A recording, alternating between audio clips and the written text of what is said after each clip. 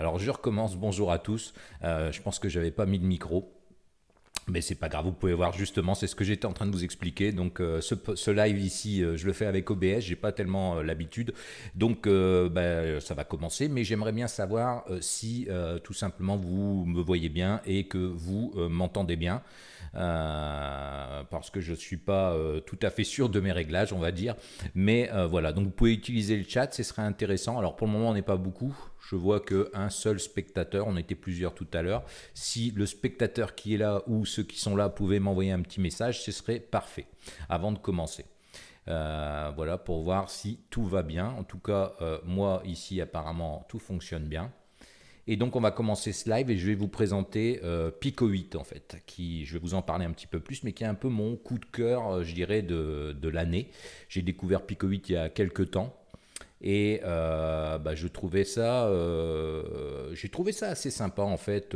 Moi, j'ai plus pris ça un petit peu comme loisir, on va dire, mais en tout cas, pour démarrer le code et le jeu vidéo, c'est plutôt pas mal. Et ceux qui aiment bien le rétro gaming, bah, ça va vraiment vous plaire. Donc voilà. Alors, j'ai Bamou Business qui a essayé de m'envoyer un message. Voilà, you're the best, merci, c'est sympa. Et est-ce que vous m'entendez bien? Est-ce que vous me voyez bien? C'était la seule question vraiment. C'est une question assez importante avant que je commence.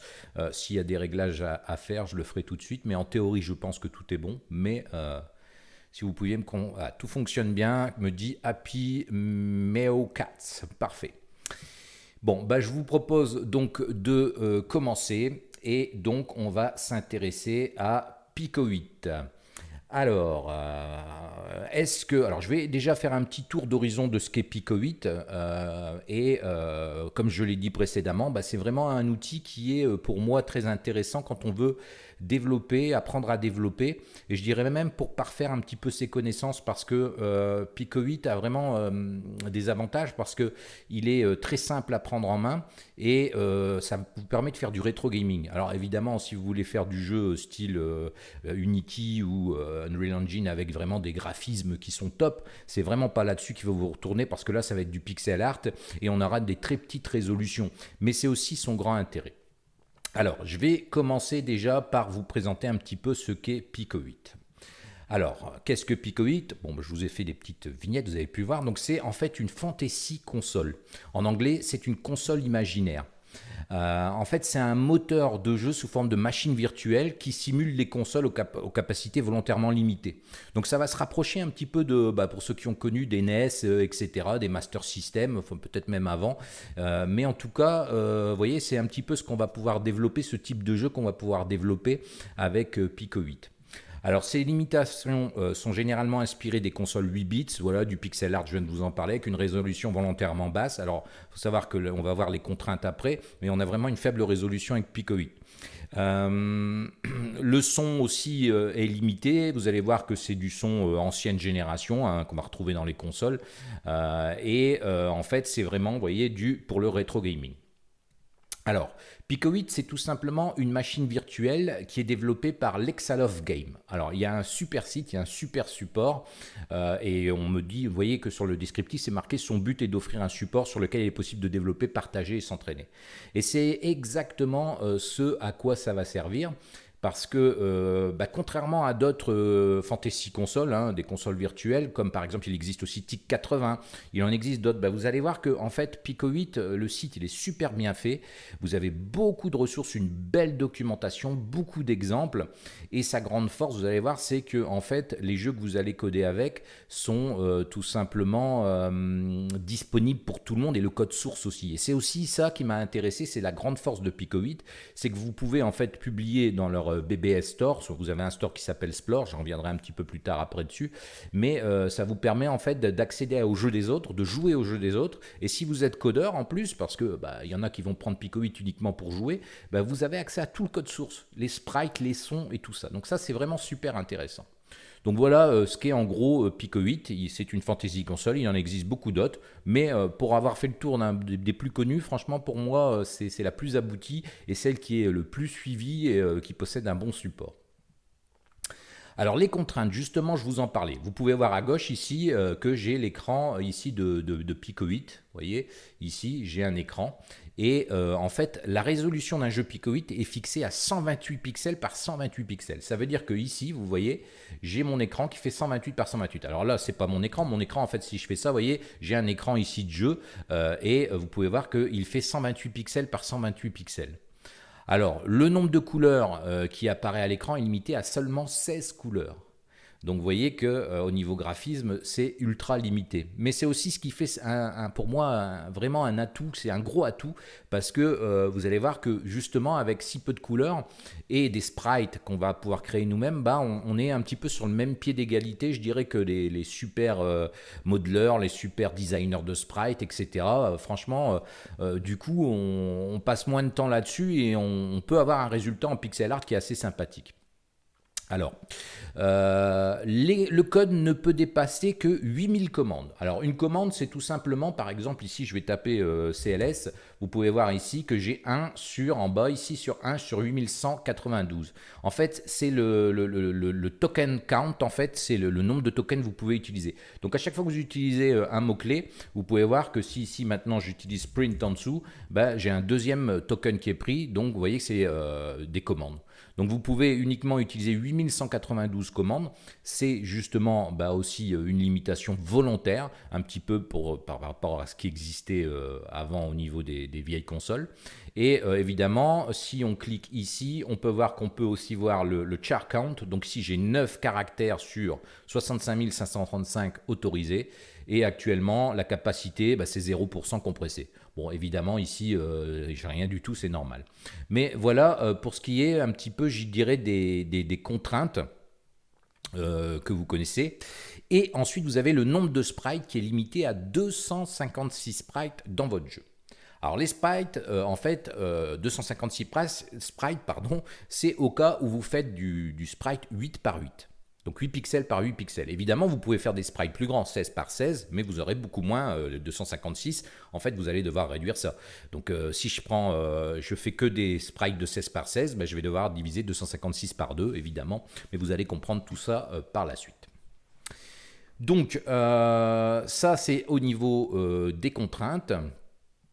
Et donc, la diapo suivante que j'avais prévue, vous pouvez voir que ici, vous avez 2 cartouches de jeu. Alors, c'est aussi quelque chose de très intéressant avec Pico 8, c'est qu'en fait, votre code s'enregistre sous un fichier qui va être un fichier image.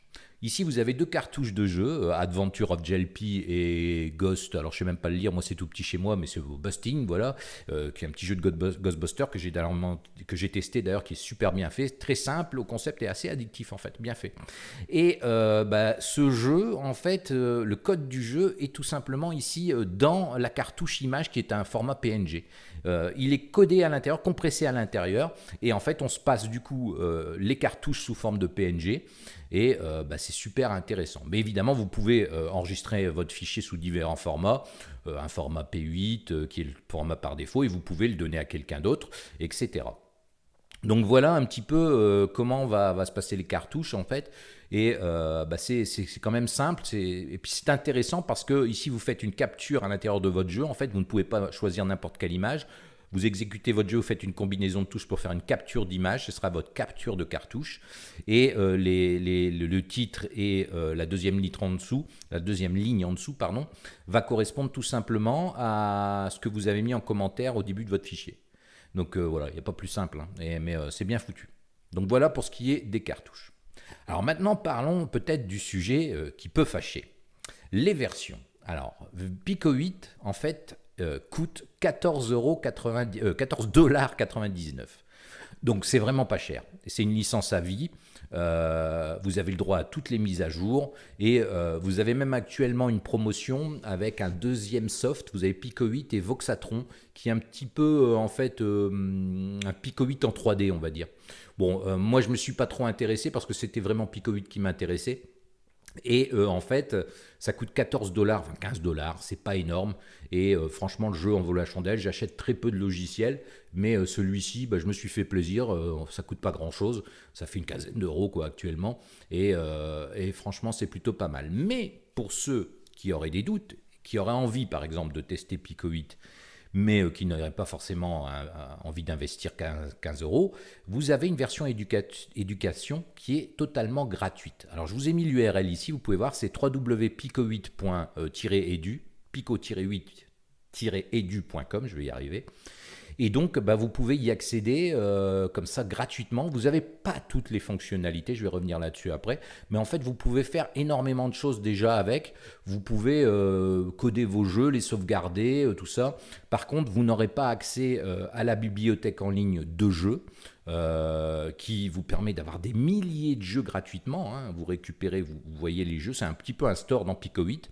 Et vous le lancez et vous pouvez jouer comme ça, récupérer des jeux ou jouer à des jeux. Donc ça ne s'adresse pas forcément qu'aux codeurs. Ceux qui ont envie de jouer avec des vieux jeux, du rétro gaming, vous pouvez le faire. D'ailleurs, sur les petites consoles maintenant qui font du rétro gaming, vous avez un émulateur Pico 8 dedans. Donc vous pouvez récupérer tous les jeux de Pico 8 et jouer sur les petites consoles de rétro gaming qui ont le RetroArch dedans. Voilà, enfin tous les systèmes qui vous permettent d'utiliser ça. Donc c'est quand même super bien foutu. Donc je vais revenir là-dessus, mais sachez que vous avez la version éducation qui est gratuite, qui vous permet d'apprendre, de créer même des jeux complets, d'avoir les mêmes outils. Vous aurez quelques restrictions, notamment au niveau de l'export, parce que Pico 8, vous pouvez par exemple exporter votre jeu pour Raspberry Pi, pour Windows, pour Linux, pour Mac, de façon très simple, et même dans un navigateur Internet avec une version HTML. Ça, vous ne pourrez pas le faire avec la version éducation, évidemment. Vous pourrez lancer votre jeu, jouer dans la version en ligne. Vous pourrez aussi récupérer des cartouches sous forme d'image ou de fichiers P8 depuis ailleurs. Vous pourrez les lancer dedans, mais vous ne pourrez pas y accéder plus facilement, je dirais, avec toute la bibliothèque. Donc voilà, c'est quelques restrictions qui sont assez intéressantes. Mais pour ceux qui auraient envie de tester, allez voir la version éducation. Et si si ça vous plaît, vous allez voir que, comme moi, vous allez acheter certainement la licence. Donc voilà ce qui est dit au niveau des versions. Il y a une version gratuite et une version payante, mais comme vous avez pu le voir, c'est pas très cher. Alors, quel est l'intérêt justement de Pico 8 ? Ce sont ces outils intégrés. Alors, je vais tout vous expliquer, je vais même faire mieux que ça, je vais vous montrer en ligne. Donc, vous avez ici un éditeur de code. C'est-à-dire que ici, vous avez, alors pour bien vous montrer, je vais faire ici un CLS. En fait, je suis dans une machine virtuelle. Donc ici, j'ai quelques commandes. Vous voyez, je vais faire un reboot de la console. Et vous pouvez voir que la console, voilà, se lance. Et dedans, j'ai un disque virtuel. Donc je peux faire dir ou ls. J'ai quelques commandes. Donc si vous tapez help, vous pouvez voir ici que vous avez les commandes les plus courantes, load pour charger un fichier, save pour l'enregistrer, run pour lancer, resume, shutdown pour éteindre, voilà. Et vous avez pour la navigation cd, mkdir, qui config, voilà. Donc c'est très simple en fait. Donc vous voyez ici, je dirais, dans la console. Donc maintenant, si j'appuie sur échappe, je tombe ici sur les outils. Donc les outils sont ici en haut, comme vous pouvez l'observer. Et là, je suis dans les deux petites parenthèses qui correspondent à l'éditeur de code, qui est un outil intégré. Donc c'est super parce que vous pouvez coder à l'intérieur de Pico 8 sans devoir utiliser d'outils externes. Et évidemment, vous n'avez pas besoin d'IDE, il est ici dedans. Mais il faut savoir que vous pouvez utiliser un IDE externe comme Visual Code ou autre, mais ce n'est pas très pratique. Bon, ceci dit, ça n'a pas que des avantages parce que ici vous pouvez voir que en fait, on est assez limité en termes ici de place sur la ligne. Si je mets ceci est un commentaire, vous pouvez voir que voilà, j'arrive très vite au bout de la ligne et quand je vais coder, c'est assez embêtant. Mais bon, on s'y fait, je dirais, et moi j'ai préféré continuer à travailler là-dedans. Ensuite, vous avez un éditeur de sprite. Alors, l'éditeur de sprite, vous le retrouvez ici, juste à côté. Et cet éditeur de sprite, en fait, il est très bien et il en faut pas plus. Alors, je vais bouger ici. N'hésitez pas à me mettre des messages si vous avez des questions ou autres. Je m'arrêterai. Enfin, je vais peut-être vous présenter ici les outils intégrés et après, je répondrai à vos questions. Donc cet éditeur de sprite me permet de créer des sprites. Alors j'ai ici, je vais vous le montrer très brièvement, mais vous pouvez voir que si je sélectionne mes sprites, vous pouvez voir qu'ils ont un emplacement. Ici c'est le numéro 3. Si je vais ici, je suis au numéro 63. Je démarre à 0,63. J'ai 3 tables supplémentaires, ce qui fait que en fait je suis à 255. Donc vous avez vu les 256 sprites. 0 à 255, ça fait bien 256. Donc ici je peux créer comme ça 255 sprites, ici du 8 par 8. Donc si je veux dessiner un sprite, je prends une couleur, hop, et hop, je le dessine. Voilà, je peux faire ici des yeux. Alors je ne suis pas très bon en design, mais vous l'aurez compris, ici j'ai dessiné un sprite. Bon, c'est aussi simple que ça. En fait, vous pouvez dessiner des sprites de cette manière et vous avez des outils. Donc par exemple ici, je peux dessiner directement un rond, un smiley, je vais prendre en haut à gauche, hop. C'est des outils très classiques. Ici j'ai le pot de peinture, je prends de la couleur jaune, je le mets à l'intérieur. Je choisis une autre couleur, ici par exemple une couleur de transparente pour faire ses yeux, et ici je peux faire mon smiley, voilà. Alors si je me suis trompé, j'en mets du jaune, voilà. Sachant que le noir ici est la couleur de transparence, mais on peut très bien utiliser d'autres couleurs, hein, voilà, il n'y a pas de souci, bleu, et ici par exemple du blanc, voilà. Alors c'est pas terrible, hein, on va mettre quelque chose de plus foncé, vous aurez compris que je ne suis pas très design. Mais ici vous pouvez créer vos sprites très facilement, et vous avez la possibilité ici d'augmenter en fait le carré que vous allez écrire. Donc ici vous pouvez voir que du coup c'est beaucoup plus grand, hein, c'est assez simple à comprendre. Voilà, hop, je vais faire des CTRL-Z. Et vous avez aussi la possibilité d'agrandir votre sprite. Comme là vous pouvez voir qu'une case fait 8 par 8, là je suis en 16 par 16. Donc maintenant si je veux faire un plus grand sprite, hop, enfin là c'est pas terrible, on va prendre par exemple ici ça, le rond de nouveau, et on peut voir que je vais avoir un rond qui va être beaucoup plus grand, notamment ici parce que, voilà, tac. Donc j'ai ici, et là c'est pas le cas du tout, qu'est-ce que j'ai fait, pardon. Hop, je me suis trompé. C'est celui-ci que je devais bouger. On va reprendre le bon outil, qui est le rond. Voilà. Et voilà. Donc à l'intérieur du jaune, et ici, mes yeux. Hein, alors n'oubliez pas de changer d'outil. Alors il y a d'autres outils un peu plus intéressants, un peu plus avancés, mais je vais vous les épargner ici, c'est pas terrible. Et j'ai refait la même bêtise. Hein. Voilà, je vais y arriver. Hein. Alors, hop, on efface tout. Je vais réussir à faire mon sprite qui sera un peu plus grand, parce que là, depuis tout à l'heure, tac, voilà. Le jaune dedans, et ici les yeux, voilà. Heureusement que CTRL-Z est là, voilà les petits points, voilà. Et on peut imaginer plein de choses, voilà. J'ai fait quelque chose d'assez rapide ici, voilà. Mais on a ici un sprite qui est beaucoup plus grand. Bon, voilà ce qu'il y a à dire dessus. Donc vous avez ces outils-là. Alors vous avez aussi ce qu'on appelle des flags ici, mais ça je ne vais pas trop vous les expliquer ici. C'est plus pour quelque chose, je dirais, d'un peu plus poussé, on va dire. En fait, on va pouvoir après dans le code récupérer les flags. Ce sera un peu comme un système de tag dans Unity pour ceux qui connaissent. On va ici pouvoir utiliser un flag, par exemple sur ce sprite-là. Si je coche ici, vous voyez, j'attribue le flag 1 au sprite, et ce flag 1, ici c'est le flag 0. Si je mets celui-là, vous pouvez voir que j'ai ici une autre couleur et j'ai le flag 1, et ici c'est le flag qui a pour valeur 1, en fait, tout simplement. Alors, je peux les décocher. Donc voilà ce qu'il y a à dire ici, pot de peinture. Ici vous avez la possibilité de faire des carrés plutôt, voilà, ici des lignes. Donc si je prends une couleur n'importe laquelle, bleu, voilà, j'ai pas pris bleu.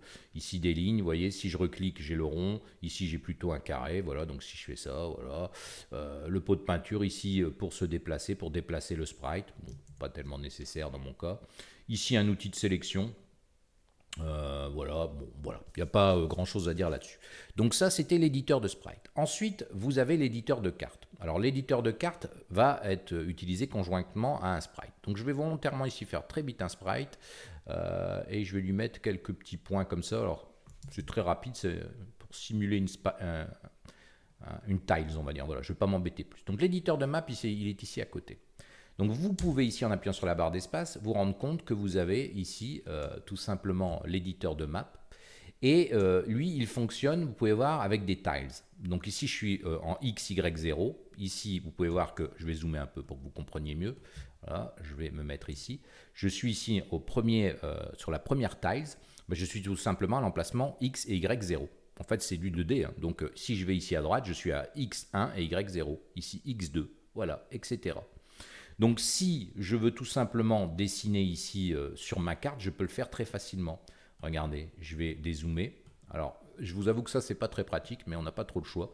En fait, vous dézoomez, vous pouvez voir que vous avez ça. Donc ici, si je me mets là, on peut voir que je suis au 31. Donc, comme j'ai des tiles qui font 8, j'ai une résolution de 128. Si je veux aller au bout de mon écran, je vais tout simplement être ici. Donc si je veux dessiner ça, je le mets là. Donc là, je suis à 0. J'avance. Ici, je suis à 12. Donc, je vais dézoomer un petit peu. Et ici, je suis à 18. Donc, 8 x 8, 64. Donc, 16. Au 16e, normalement, je devrais être tout simplement ici dans l'extrémité, ici en haut à droite de mon écran. Alors, on peut le faire très facilement, hein. Regardez, au niveau du code, ça va être très simple. En fait, pour afficher ça, ce qu'on va faire, on va utiliser map. Et si j'exécute, on peut voir ici que il est en haut à gauche. voyez, il est ici en haut à gauche, je me suis trompé. Alors ce qu'on peut faire devant, c'est un petit CLS, ce serait un peu plus sympa pour la vision, mais là du coup, on voit rien. Mais c'est pas très grave. Donc en fait, ici, si je prends mon éditeur de cartes, vous voyez, c'est plutôt là le deuxième, et celui-ci, si pour l'effacer, je vais prendre ça. Voilà, et si j'exécute, on peut voir que j'en ai bien un en haut à gauche et un en haut à droite. Donc maintenant, en fait, avec cet éditeur de map, je peux dessiner des tailles où je veux. Alors ça, c'est bien fichu parce que regardez, je peux créer ici mon level. Alors je peux créer ici ça, comme ça, voilà, comme ça. Ici, voilà, j'exécute. Vous pouvez voir que du coup, j'ai directement créé mon level ici dedans. Bon, ici, évidemment, c'est des sprites qui sont moches. Et l'idée n'était pas tellement de faire ça, mais c'est pour vous montrer un petit peu que tout ça est très facilement faisable. Et si je veux trouver le bas de mon écran ici, je l'ai ici qui est matérialisé par ces repères. Donc en fait, il me suffit de mettre par exemple ça là, j'avance. Voilà, bon, j'ai dépassé un petit peu, mais ici on peut voir que ça fonctionne. Et je peux très bien mettre d'autres personnages, par exemple ici ce personnage-là qu'on avait créé, on peut le mettre là. Alors voilà, celui-ci je le peux le mettre là, voilà, vous pouvez voir que, en fait, alors pourquoi lui on ne le voit pas? Ah, je l'ai mis en dehors de l'écran, excusez-moi, hop, ici.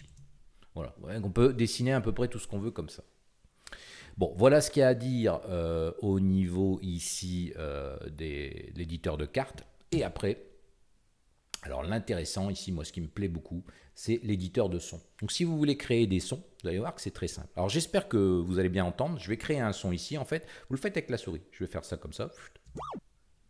Alors j'espère que vous entendez bien. Si vous pouvez me le confirmer sur le chat, c'est pareil.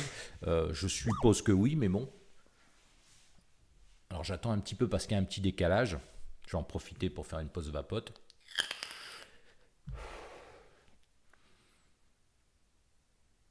Ce serait dommage que je vous présente le son et que vous n'entendiez rien quand même. Ce serait assez embêtant. Donc si quelqu'un pouvait me dire sur le chat tout simplement qu'on entend bien les waouh que je fais là.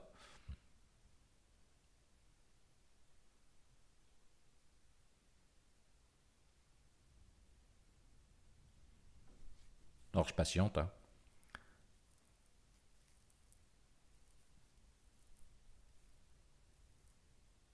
Bon, je vais considérer qu'on l'entend. Si ça va pas vraiment, vous mettez un message sur le chat.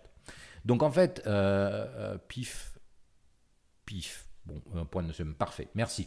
Donc c'est très simple en fait. Vous voyez, c'est du graphisme. Donc ici, je peux baisser ça. Alors je ne vais pas faire le tour pour vous l'expliquer à fond, mais je vais vous montrer vite fait ce qu'on peut faire avec quoi.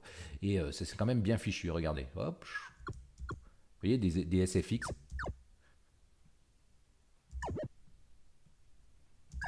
Je fais absolument n'importe quoi en fait, hein. Pas besoin d'être musicien, hein. Regardez, je vais faire autre chose, hop, je vais faire ici comme ça, et puis remonter là, voilà.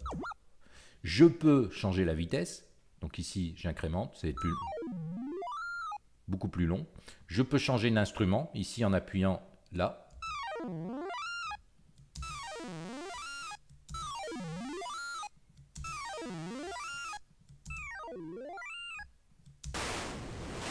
Alors ça c'est plutôt utile, je vais vous le montrer après, mais pour les tirs. Voilà. Imaginons que vous devez faire un tir dans un vaisseau spatial, vous allez utiliser cet instrument-là, voilà, et par exemple faire une explosion par exemple.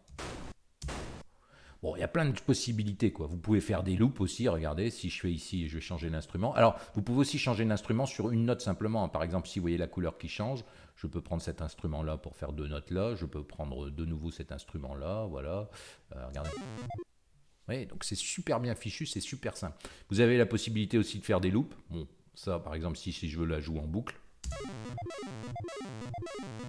Donc, on appuie sur la barre d'espace pour le lancer. Bon, vous voyez que c'est super simple. Alors je vais enlever ici, donc clic droit pour décrémenter tout simplement, je la remets, j'enlève le loop. Qu'est-ce que je peux encore vous montrer ici? On a le volume ici, si je veux baisser le volume au début et le baisser à la fin par exemple. Ouais. Bon, c'est tout simple. Et ici, vous avez le mode, en fait, ça c'est le mode pitch. Et ici, vous avez le mode, en fait, alors, je ne sais plus comment il s'appelle ce mode, mais vous avez le mode. Et ici, vous avez carrément les notes. Donc, en fait, c'est exactement ce que je joue. Et là, on peut encore ajouter des effets supplémentaires. Par exemple, ici, imaginons, et d'ailleurs, avec le clavier, si je veux jouer la gamme, vous voyez, je peux toucher la touche A. Donc,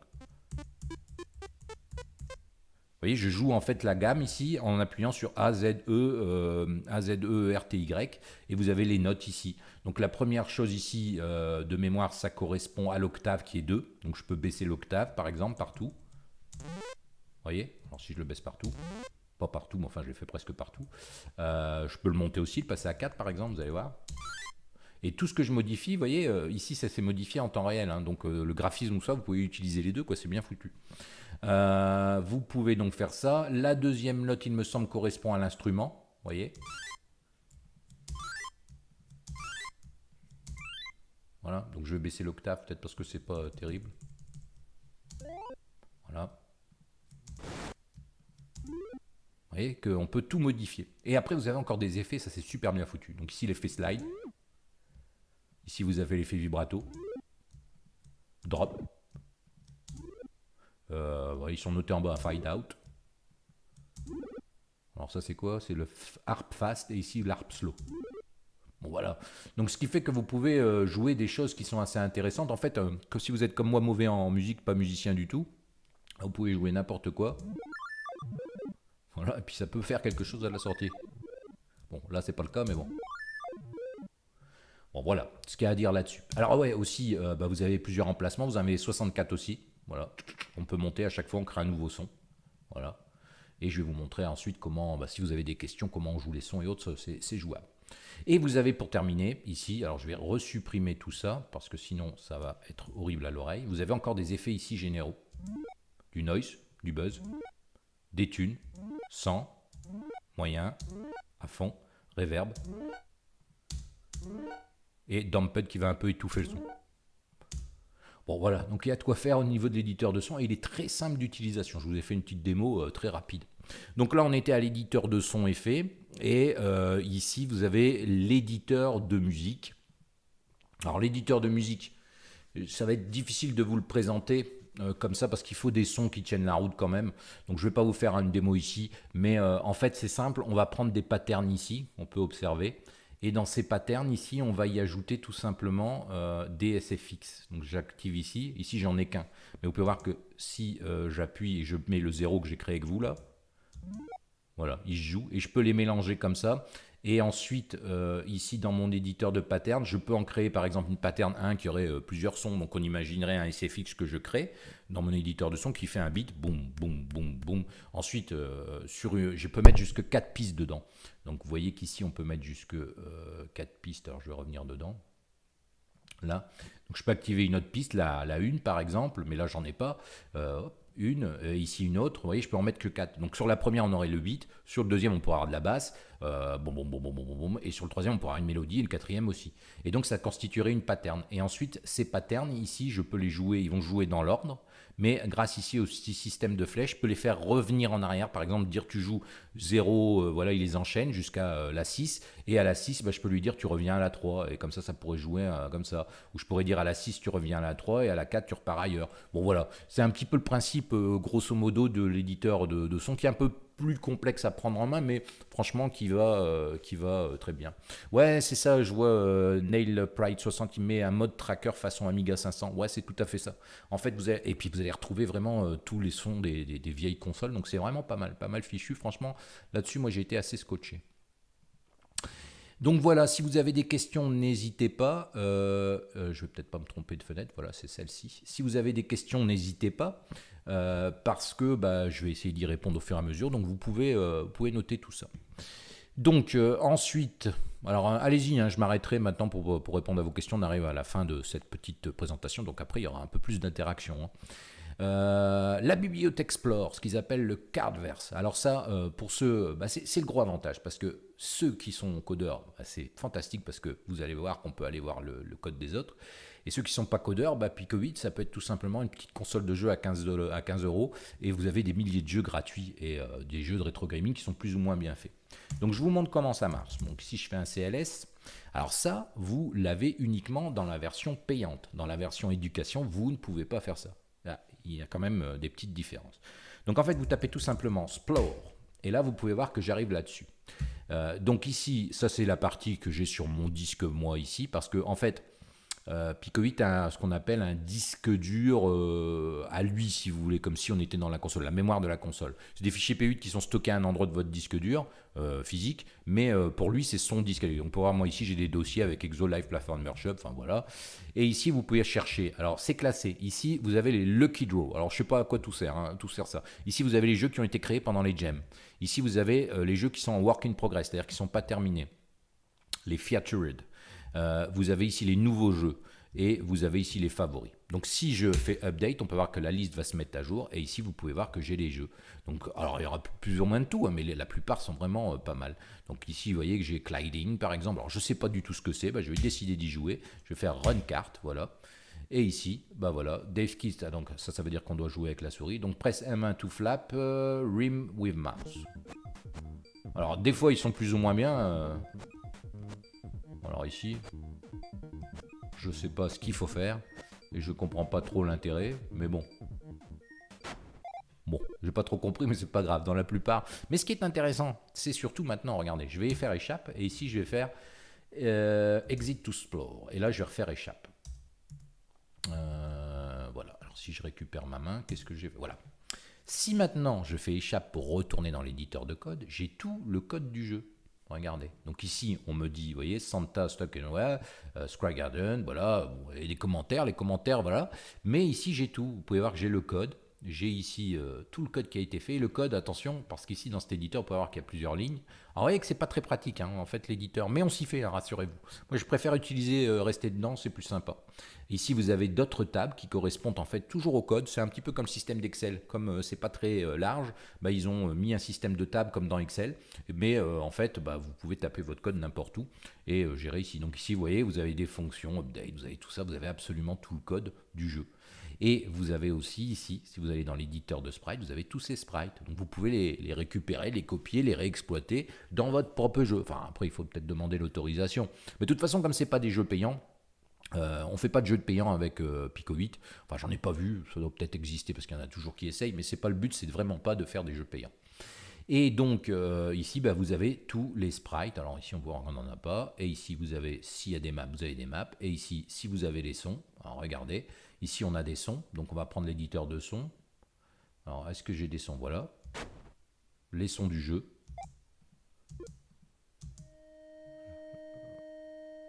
Vous voyez, tous les sons du jeu sont accessibles. Bon, je vais changer parce que, voilà, ici, il n'y en a plus d'autres. Et si je vous montre un petit peu ici, alors on va peut-être en prendre un autre, tiens, parce que ce serait un bon exemple. Donc je relance Plore. Et ici, on va essayer d'en trouver un autre. Alors, Megaped. Alors ça, c'est bien, c'est un jeu style, je dirais, centipède ou un truc comme ça. Voilà. Donc on va essayer ça. Alors, Run Cart, voilà. Qu'est-ce qu'il me dit? Future version, please wait update. Ah, elle n'est pas disponible. Bon, c'est pas grave, on va redescendre, on va essayer de trouver un autre. Time Pilot, allez. Alors là, décidément, j'ai pas de chance. Alors, je vais prendre, en fait, les Featured, voilà, update, et on aura des jeux qui sont finis. Donc ici, vous avez, par exemple, Qbert, vous voyez, vous avez toutes choses dedans. Sakato, Intro Run, enfin, Cherry Bomba, je le connais, celui-là. Très bon jeu qui a été fait par Christman, qui a une chaîne YouTube qui est LazyDev. Franchement, si vous vous intéressez, allez voir, c'est plutôt pas mal, c'est bien fait. Voilà. Donc on va lancer son jeu. Alors vous pouvez voir que c'est tout de suite de la qualité hein, quand c'est bien fait. Alors j'espère que le son est pas trop fort. Pressez Nikki to start. Et on peut voir ici un shoot them up.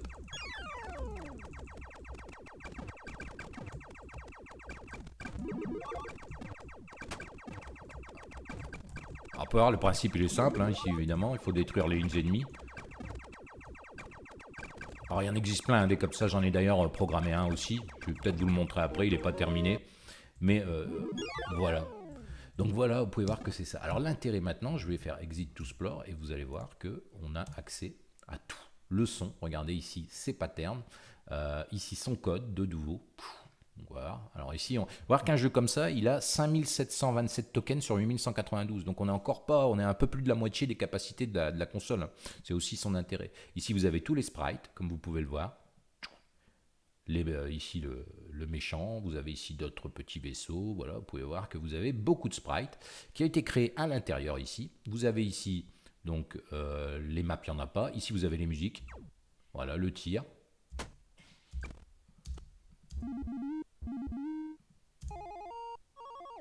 Donc tout était créé dedans, comme vous pouvez le voir. Là, on a une petite jingle, en fait. Ouais, on peut voir que ça donne ça. Hein. Et après, justement, pour l'éditeur de musique, je vais vous le montrer ici. Vous voyez que vous avez la pattern 1, si je la lance. La pattern 1 ici, par contre c'était la pattern 0. Et si je lance une autre pattern, regardez.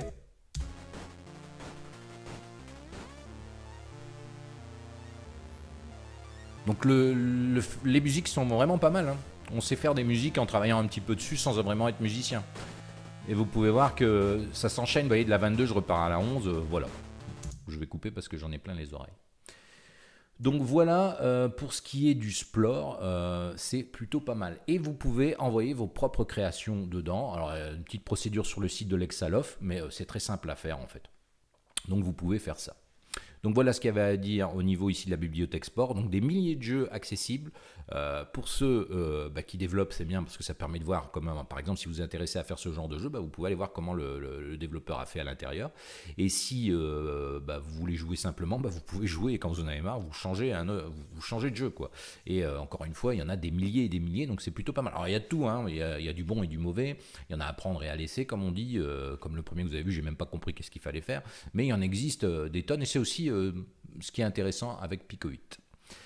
Alors, ensuite, je peux vous parler des différentes applis. Mais avant de parler des différentes applis, je vais un petit peu vous demander si vous avez des questions. Donc n'hésitez pas, posez-les, parce que je peux peut-être vous répondre, en fait, tout simplement.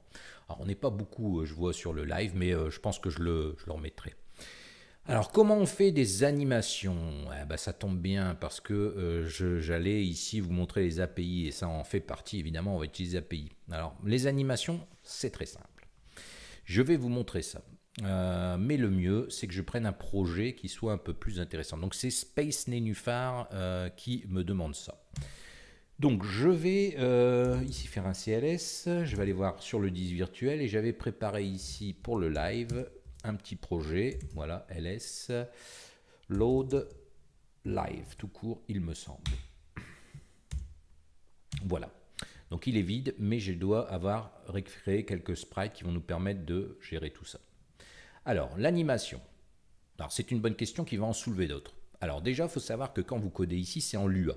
Ça, je ne vous l'ai pas encore dit d'ailleurs. Ça, c'est pas bien, j'aurais peut-être dû commencer par là. Mais un Lua assez simplifié, et le Lua est vraiment pas le langage le plus compliqué à apprendre.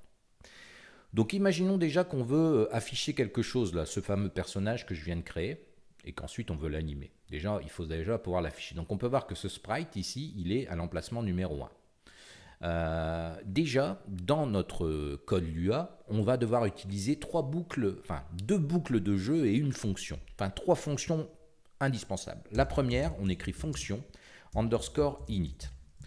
Et on fait end, en fait c'est du Lua, donc je ne vais pas trop parler du Lua ici, mais c'est simple, vous allez vite comprendre. Ensuite on a une deuxième fonction qui est underscore draw. Et ensuite on a une troisième fonction qui est underscore update. Alors on en a même 4, parce qu'ici update, je vais vous expliquer ça, il y en a 2, il y a update et update 60. Mais on ne peut pas utiliser 2 en même temps. Donc à l'init, ça veut dire en fait que ça se lance tout simplement au début du jeu. Donc print, ici je vais mettre init, voilà, pour que vous le compreniez bien. Donc si j'exécute ici, vous pouvez voir que j'ai init qui s'écrit là en bas. Voilà, d'ailleurs ce que je vais faire, je vais mettre ici un petit CLS devant pour qu'on efface bien. Alors je me trompe toujours de fenêtre, ça c'est embêtant. Un petit CLS devant pour qu'on efface bien l'écran. Donc on a bien init qui s'affiche. Alors cette fonction est appelée au démarrage du jeu une seule fois. C'est un petit peu comme le start dans Unity si on veut faire la même chose, sauf que là, c'est pas sur un script, c'est sur il n'y a qu'un seul fichier de code, quoi. Donc ça se lance au départ. Ensuite, vous avez ici le draw, en fait, qui lui va s'exécuter cette fonction. Elle va s'exécuter 30 fois 30 fps. Alors on va mettre 30 fois par seconde. Voilà. Donc si j'exécute, on peut voir que j'ai à chaque fois ici ça qui va s'afficher. Et vous avez ici l'update qui va s'exécuter lui aussi 30 fois par seconde. Donc si je le lance, voilà, j'ai la même chose, hein, évidemment. Mais ce qu'il faut bien comprendre, et alors ici vous avez l'update 60 qui lui va se lancer 60 fois par seconde. Oups, un peu plus rapide. Bon là j'affiche du texte donc c'est pas gênant. Mais il faut savoir qu'on doit utiliser ces 3 boucles de jeu dans n'importe quel jeu Pico 8. Alors vous allez me dire à quoi ça sert. Pourquoi en fait on a du draw et du update ? Parce que là c'est vrai quel est l'intérêt quoi.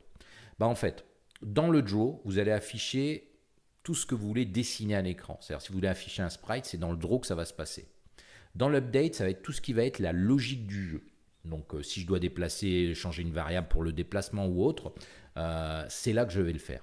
Alors, vous devez vous dire pourquoi faire simple quand on fait compliqué.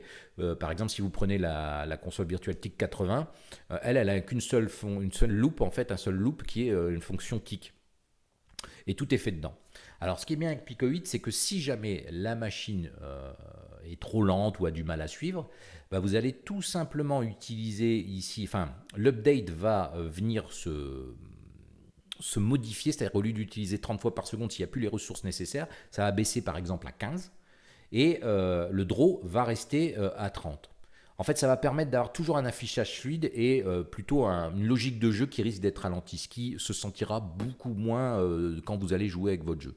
Bon, après, il faut savoir que j'ai pas vu beaucoup les choses ralentir et on peut utiliser l'update 60 si on veut. Moi, je l'utilise que très rarement, mais ça permet d'avoir un petit peu plus de fluidité. Enfin, voilà. Donc, revenons à nos moutons. Donc vous avez toute une série d'API. Bon ici vous voyez pas grand chose ici, mais en fait vous avez toutes des API à utiliser. Il n'y en a pas tant que ça et ils vont servir à tout. En fait, vous allez manipuler les API de Pico 8 avec le Lua et vous allez voir que dans la documentation officielle qui est super bien faite, vous avez ici à droite par exemple tout un exemple d'utilisation. Et notamment ici j'avais mis le focus sur SPR qui permet d'afficher un sprite. Donc évidemment la première chose qu'on va faire c'est afficher un sprite. Donc ici alors, ce que je vais faire, et d'ailleurs je vois que j'ai fait la bêtise, je vais copier ça et le mettre entre deux parce que j'ai l'habitude de faire comme ça. Donc, si je veux afficher un sprite, évidemment dans le draw, la première chose que je fais, c'est un CLS. Alors, si je lance mon jeu actuellement, vous avez un écran noir. Alors, ce que je vous propose de faire, c'est tout simplement de faire un carré tout autour de l'écran pour que vous compreniez bien. Parce que là, dans le fond, sinon, vous n'allez pas bien comprendre. Donc, pour faire un carré, c'est simple, on fait un rect, c'est une API. On met les coordonnées du point haut gauche, donc ici ça va être 0, 0 au niveau de mon pixel, et du point bas droite. Bas droite, on le sait, les contraintes vont nous servir à ça, parce qu'on sait que c'est 128 par 128. Donc ici, ça va être 127,127. Pourquoi pas 128? Parce que je démarre à 0. Donc de 0 à 127, j'ai bien 128 pixels. Donc si j'exécute maintenant, vous pouvez voir que vous avez le carré. Comme ça vous permettra de délimiter les choses. Si je veux changer la couleur, j'ai une surcharge ici, et je peux mettre par exemple 8. Et là, j'ai du rouge. Voilà. Bon, voilà comment ça se manipule une API, en fait, c'est aussi simple que ça. Et si vous lisez la documentation officielle et que vous avez déjà un peu développé, et même si vous n'avez pas développé, c'est très simple une fois que vous avez compris le principe. Donc c'est vraiment pour moi quelque chose qui est adapté à ceux qui débutent. C'est vraiment bien foutu. Donc, revenons à nos moutons. Maintenant, imaginons que je veux afficher quelque chose, je vais utiliser l'appli SPR qui prend, pareil, des arguments. Le premier argument, c'est le sprite que je dois utiliser. Le sprite, ici, dans mon éditeur de sprite, c'est celui-ci, le premier, c'est le 1. Vous voyez qu'ici, si je change, c'est le 2. Donc je vais prendre le 1. Ensuite, je dois mettre sa position sur l'écran en pixels, tout simplement. Donc 60 par 60. Comme j'ai j'ai un sprite de 8, on va le laisser là, c'est à peu près au centre, mais peu importe. Voilà, c'est tout. Si j'exécute, on peut voir que j'ai bien mon personnage qui est là. Donc vous voyez que c'est aussi simple que ça pour afficher. Alors maintenant, la question que se posait Space Nénuphar, c'est comment on fait des animations. J'ai ici, par exemple, mon deuxième sprite pour le idle. Imaginons que je veux jouer cet idle. Qu'est-ce que je vais faire? En fait, je vais devoir changer ici de sprite, tout simplement. Donc ici, je pourrais faire... Il y a plusieurs façons d'animer, mais c'est très simple. Je vais créer à l'init une variable. Alors, une variable tout simple. Je vais l'appeler SP. Voilà, je vais me mettre ici. Je vais dire que SP est égal à 1, qui est mon sprite. Maintenant, qu'est-ce que je dois faire? Je dois défiler en fait ici. Donc je vais faire SP ici. Bon, si je fais ça actuellement, il n'y a rien qui change. SP est égal à 1, voilà. Par contre, dans la logique du jeu, je pourrais très bien faire SP plus égal 1. Ça m'évite de faire SP égale SP plus 1. Si je fais ça, qu'est-ce qui se passe? J'exécute. Oh, on peut voir qu'est-ce qui se passe. Vous voyez, ça va vite. Hop, en fait, on a tous les sprites qui défilent ici. Alors, c'est rapide, évidemment, parce que là, je vais 30 fois par seconde. Donc, c'est une contrainte, mais c'est aussi un intérêt. Parce que regardez maintenant, si je fais plus 0.1, vous voyez que ça va beaucoup moins vite. Et tous les sprites défilent les uns derrière les autres. Très logique. Regardez ici. Je suis sur celui-là. Alors, je mets 0.1. Donc, tant que je suis à 0.2, 0.3, 0.4, enfin 1. 1 plus 0,1 plus 0,2 plus ça fait 1,04, je suis toujours à 1, il va prendre que la partie entière. Donc il va avancer comme ça pour m'afficher tous mes sprites. Or là, sur le coup ici, c'est simple, mon animation c'est quoi? Je dois faire 1 et 2 en boucle. Qu'est-ce que je peux faire? Je peux faire plusieurs façons. If SP égale 2, then, je vais mettre SP égale 1, voilà. Et je n'oublie pas de mettre un n parce qu'en Lua c'est comme ça. Bah, regardez. Alors là je me suis trompé. Non, plus 0,1, SP égale 2. Ah oui. En fait il est pas jamais. On va mettre plus grand ou égal. On pourrait l'arrondir aussi. Hein. Mais en fait, avec mon 0,1, il n'est pas forcément égal à 2. Donc ici, on va mettre plus grand ou égal à 2. Voilà. Et là, ça prend pas. Alors pourquoi? Plus grand, plus grand, plus grand. Ouais, plus grand. Tiens donc. SP plus égal 0,1. SP. Alors, on va faire un FLR pour arrondir SP. On va dire si FLR est égal à 2. Alors c'est bien le 2. Hein. Ah oui, mais je vais devoir, non, prendre le 3, pardon. Je dois passer au-dessus. Vous voyez, je suis une bêtise. Voilà. Et là, du coup, bah, j'ai bien mon animation d'idle qui se joue en boucle. Voilà, tout simplement. Et si je veux jouer sur la vitesse, je vais le faire aller plus vite. Ici, je vais lui mettre 0,2. Et après, je peux lui mettre 0,4. Alors là, voilà. Vous voyez, c'est très simple. Mais on peut faire autrement. Hein. Il y a une façon plus simple de faire. En fait, il y a aussi le modulo, par exemple, ici. Comment je pourrais faire ça? Alors vous avez une fonction comme, alors je vais vous la mettre ici, on va mettre print, vous avez une fonction qui s'appelle time, en fait, qui renvoie le temps depuis le début du jeu. Alors je vais la mettre un peu plus loin, on va mettre 3,3, voilà. Vous voyez, le temps écoulé depuis le début du jeu en secondes. Ben, je peux m'en servir ici, par exemple, en faisant, je démarre à 1, donc je vais faire 1, plus time, alors time, et ici, je vais faire modulo, j'en ai 2 à faire, donc je vais faire modulo 2, tout simplement. Si je fais ça et que je ne vous dis pas de bêtises, vous voyez, j'ai bien que ça se joue en boucle. Mais c'est plus lent à cause du modulo. Donc en fait, ce que je peux faire, c'est tout simplement multiplier ça par 2, par exemple. Non, non, alors, il faut mettre entre parenthèses, évidemment, c'est le modulo ici qui doit... Tac. Non plus, alors je dis une bêtise. Comment je peux accélérer ça? Oui, ce sera ici. Bah non, c'est ce que je viens de faire. Time, si, mais il ne faut pas ajouter un. Non, non, non. Bon, je sais plus. En fait, il y a une histoire avec le modulo. On peut aussi faire ça comme ça, vous voyez. Bon, bref, voilà comment on peut animer. Il y a plein de façons de faire hein, l'animation, mais en tout cas, vous voyez, c'est assez. Ce qui est intéressant avec Pico 8, c'est que c'est assez simpliste en fait. Dans l'idée, ici, on prend juste cette variable sprite. Je vais faire des STRLZ pour revenir à l'autre système qui était peut-être un peu plus compréhensible pour ceux qui débutent. Voilà, STRLZ. Et ici, voilà, ça. Donc vous voyez, en fait c'est simple, hein. Je utilise une variable SP, je lui ajoute une petite valeur, ici j'arrondis le SP, donc ça prendra que la valeur, si c'est 1,2, ça prendra que l'entier en fait, c'est la valeur au plus bas. Et je dis ici que si c'est égal à 3, ben je le remets à 1, et évidemment comme ça il oscille entre 1 et 2, et ici j'appuie tout simplement entre le sprite 1 et le sprite 2. J'espère que ça a été clair. Voilà, donc n'hésitez pas à me dire, à me répondre si c'était clair, si ça répond à votre question, et si vous en avez une autre, n'hésitez pas. Voilà. Donc en fait, on va manipuler les API comme ça, il y en a des tonnes. Alors d'ailleurs, je peux vous montrer ça. On va aller voir, alors je vais prendre ici mon navigateur internet, je vais bouger ici, voilà, et on va aller, alors je vais essayer de vous montrer ça en live. Navigateur, voilà. Donc je vais aller sur Pico 8, voilà, tout simplement. Ici, je suis sur Lexalof. Donc ici, on a le site officiel. Hein. Alors ici, vous voyez que vous avez les cartouches, vous pouvez jouer dans le navigateur. En plus, je ne suis pas sur le bon site. Mais vous voyez qu'ici, ça c'est une version du navigateur. Voilà. Et j'ai les jeux qui sont accessibles directement ici. Donc là, c'est un dev kit, vous voyez, c'est pour faire une démo, parce que vous ne faites pas que des jeux comme ça, vous pouvez faire des choses comme ça. Mais si par exemple, je veux jouer à Shift Trap qui est là, voilà. Voilà, la version navigateur en fait. On peut voir qu'il boot directement sur la cartouche. Et puis bah voilà, on peut jouer au jeu. Alors je sais pas à quoi il correspond. Mais encore une fois, si je le cherche, vous voyez. Alors ici je peux sauter. Voilà. Alors, je crois que voilà, le but c'est de faire ça, vous voyez. Bon voilà, il y a divers jeux. Voilà. Alors c'est pas ça que je voulais vous montrer. C'était Pico 8 API. Donc ici, vous avez sur le site de Fandom tout l'API référence et vous pouvez voir qu'ici, vous avez absolument tout. Donc si je vous reprends par exemple les API graphiques, vous pouvez voir qu'ici, on a CLS par exemple, ce que j'utilise depuis tout à l'heure. Donc vous pouvez voir que vous avez CLS, CLS et ça prend un argument qui est la color.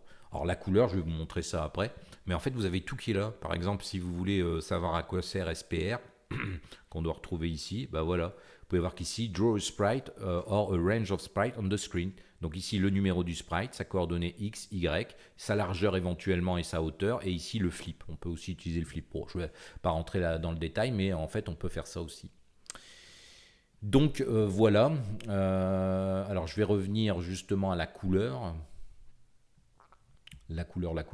Donc si vous voulez savoir le code couleur, par exemple ici j'ai mis un CLS et je mets rien, donc c'est noir. Mais si je veux choisir la couleur du fond de l'écran, en fait j'ai ma palette de couleurs qui est ici et toutes les couleurs ont un numéro. Regardez ici, ma souris est sur le bleu marine, j'ai couleur 1. Si je vais sur le jaune, j'ai couleur 10. Si je vais sur bon, je suis daltonien à moitié, donc ici c'est la couleur 15, ici c'est plutôt le rose 14. Donc vous voyez, si je mets ici un color 14, voilà, j'ai bien un fond rose dans mon jeu. C'est aussi simple que ça. Voilà pour ce qui est des API et ce que je voulais vous dire.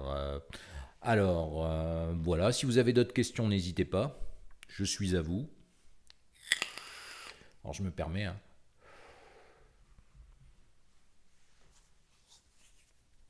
Alors, on est un peu plus maintenant.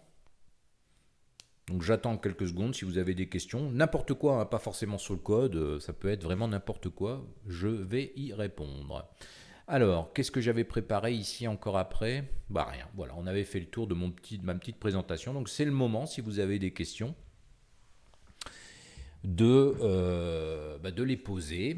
Puis ce que je vous propose après, si vous avez des questions, c'est on va créer un tout petit jeu très rapidement, très basique, avec ici, je vais tout simplement faire un petit personnage qui se déplace de gauche à droite. On va le créer ensemble très rapidement, mais voilà. Alors, j'ai une question. Bonjour, je suis arrivé il y a peu. Est-ce qu'il y a des API pour créer un isométrique? Oui. En fait, non. Alors, c'est un moteur de jeu, mais c'est pas un moteur community physique ou autre. C'est-à-dire que ici, vous avez le B à bas du moteur. Si vous devez gérer la collision, vous allez devoir coder le principe de collision. Si vous devez faire de la gravité, vous allez devoir la coder.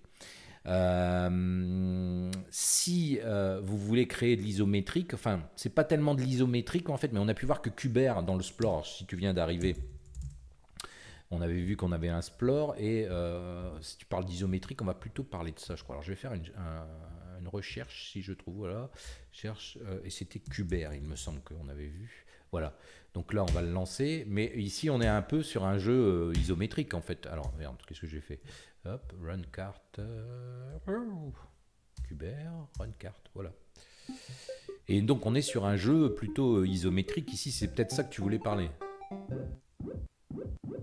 Donc vous voyez, on peut le faire, mais il faudra coder le principe, il n'y a pas d'API pour ça. C'est-à-dire que maintenant, si je quitte, exit to explore, que je retourne ici dans le code, on va pouvoir voir qu'au niveau ici des graphismes, tu vois, ici c'est des graphismes en 2D.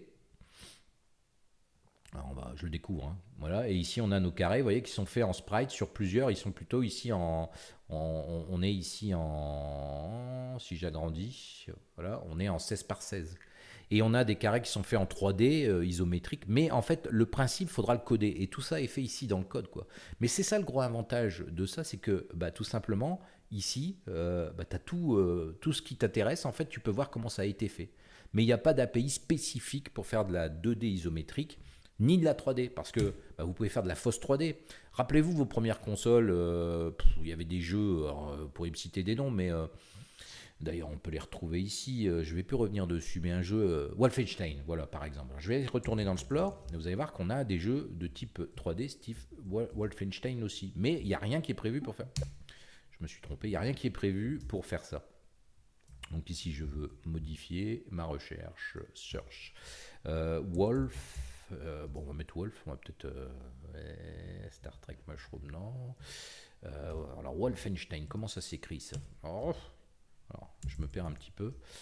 Voilà, hop, je vais remonter. Cherche, alors Wolfenstein.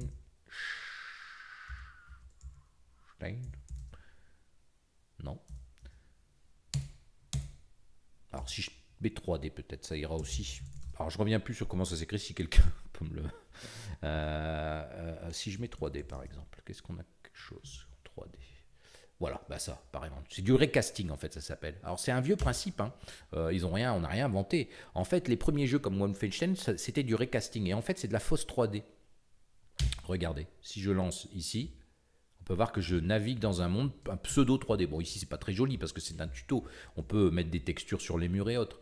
Mais vous pouvez voir que vous avez ici un jeu en pseudo 3D. À l'époque, c'était les premiers jeux comme Wolfenstein, on faisait ça. Et on était dans un labyrinthe en 3D, comme vous pouvez l'observer. Par contre, si on va voir ici dans le code, on va pouvoir observer que, pareil, je n'ai pas, regardez, ici j'ai que des carrés de couleurs, vous voyez.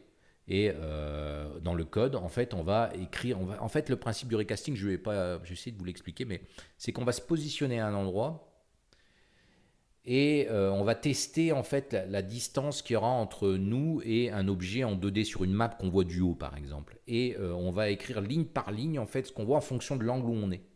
Bon, en gros, c'est ça. Je ne sais pas si je l'ai bien résumé, mais c'est le principe du recasting. Et franchement, c'est plutôt. C'est des choses aussi qui sont sympas. Bon, aujourd'hui, ça a plus grand intérêt, hormis si vous voulez faire un jeu 3D sur Pico 8, ça je vous l'accorde. Mais avec les moteurs comme Unity 3D et autres, ce serait quand même dommage de repasser là-dessus. Mais pour ceux qui veulent faire un exploit ou se confronter au recasting, ça peut être assez intéressant d'aller là-dedans. Bon, voilà, j'espère avoir répondu à ta question, mais non. En fait, il n'y a pas d'appli pour créer des jeux 2D isométriques.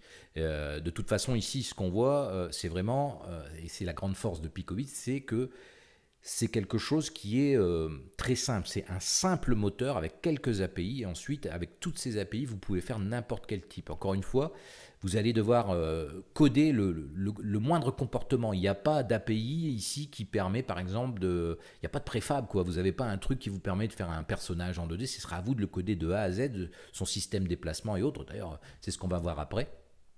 Mais voilà. Donc si j'ai bien répondu, voilà. Sinon, n'hésite pas à compléter. Et si tu as encore d'autres questions, n'hésite pas. Et il me dit, trop bien, merci beaucoup, merci pour les tutos depuis des années, j'en ai regardé énormément. Merci à toi, enfin je vous remercie tout le monde d'ailleurs, tous ceux qui sont présents et ceux qui ne le sont pas. Je vois que la chaîne continue de grimper, c'est super. Alors j'en ai fait un petit peu moins précédemment ces derniers temps parce que j'étais fort occupé, mais rassurez-vous, il y en a toujours qui arrivent. J'en ai fait un qui a été publié cette semaine, il me semble, et il y en a d'autres qui vont arriver. On va continuer les séries aussi. J'avais fait une série sur Godot Engine, je sais que ça plaisait à pas mal, on va continuer. Et puis pourquoi pas peut-être entamer un petit peu de Pico 8 aussi par la suite, mais je pense pas que ce sera le cas parce que on est vraiment sur du rétro gaming et pourquoi pas, je ne dis pas non, si vous me le réclamez, je le ferai peut-être, mais je vous parlerai d'une petite chose en fin de live ici par rapport à ceux qui sont intéressés à Pico 8. Donc voilà, alors j'attends encore quelques petites secondes, et puis on va attaquer un petit démo, mais sans prétention. Alors je vois que quelqu'un m'a dit tu pourrais faire un petit platformer. Ouais, enfin, on va pas faire un petit platformer, on va faire un jeu encore plus simple. C'est parce que ici, la plupart des gens, vous ne connaissez pas Pico 8 et vous ne connaissez pas le Lua. Donc, je referai peut-être des lives, pourquoi pas, avec des jeux, faire un type platformer ou autre. Mais en fait, je vais en reparler pour un platformer, j'en reparlerai en fin de live, si ça vous intéresse. Si vous restez jusque-là, c'est pas sûr. Alors, j'en profite aussi parce que je ne l'ai pas dit, on est en pleine période de fête de fin d'année, donc joyeux Noël en retard à vous, à ceux qui êtes là, à ceux qui voyaient cette vidéo.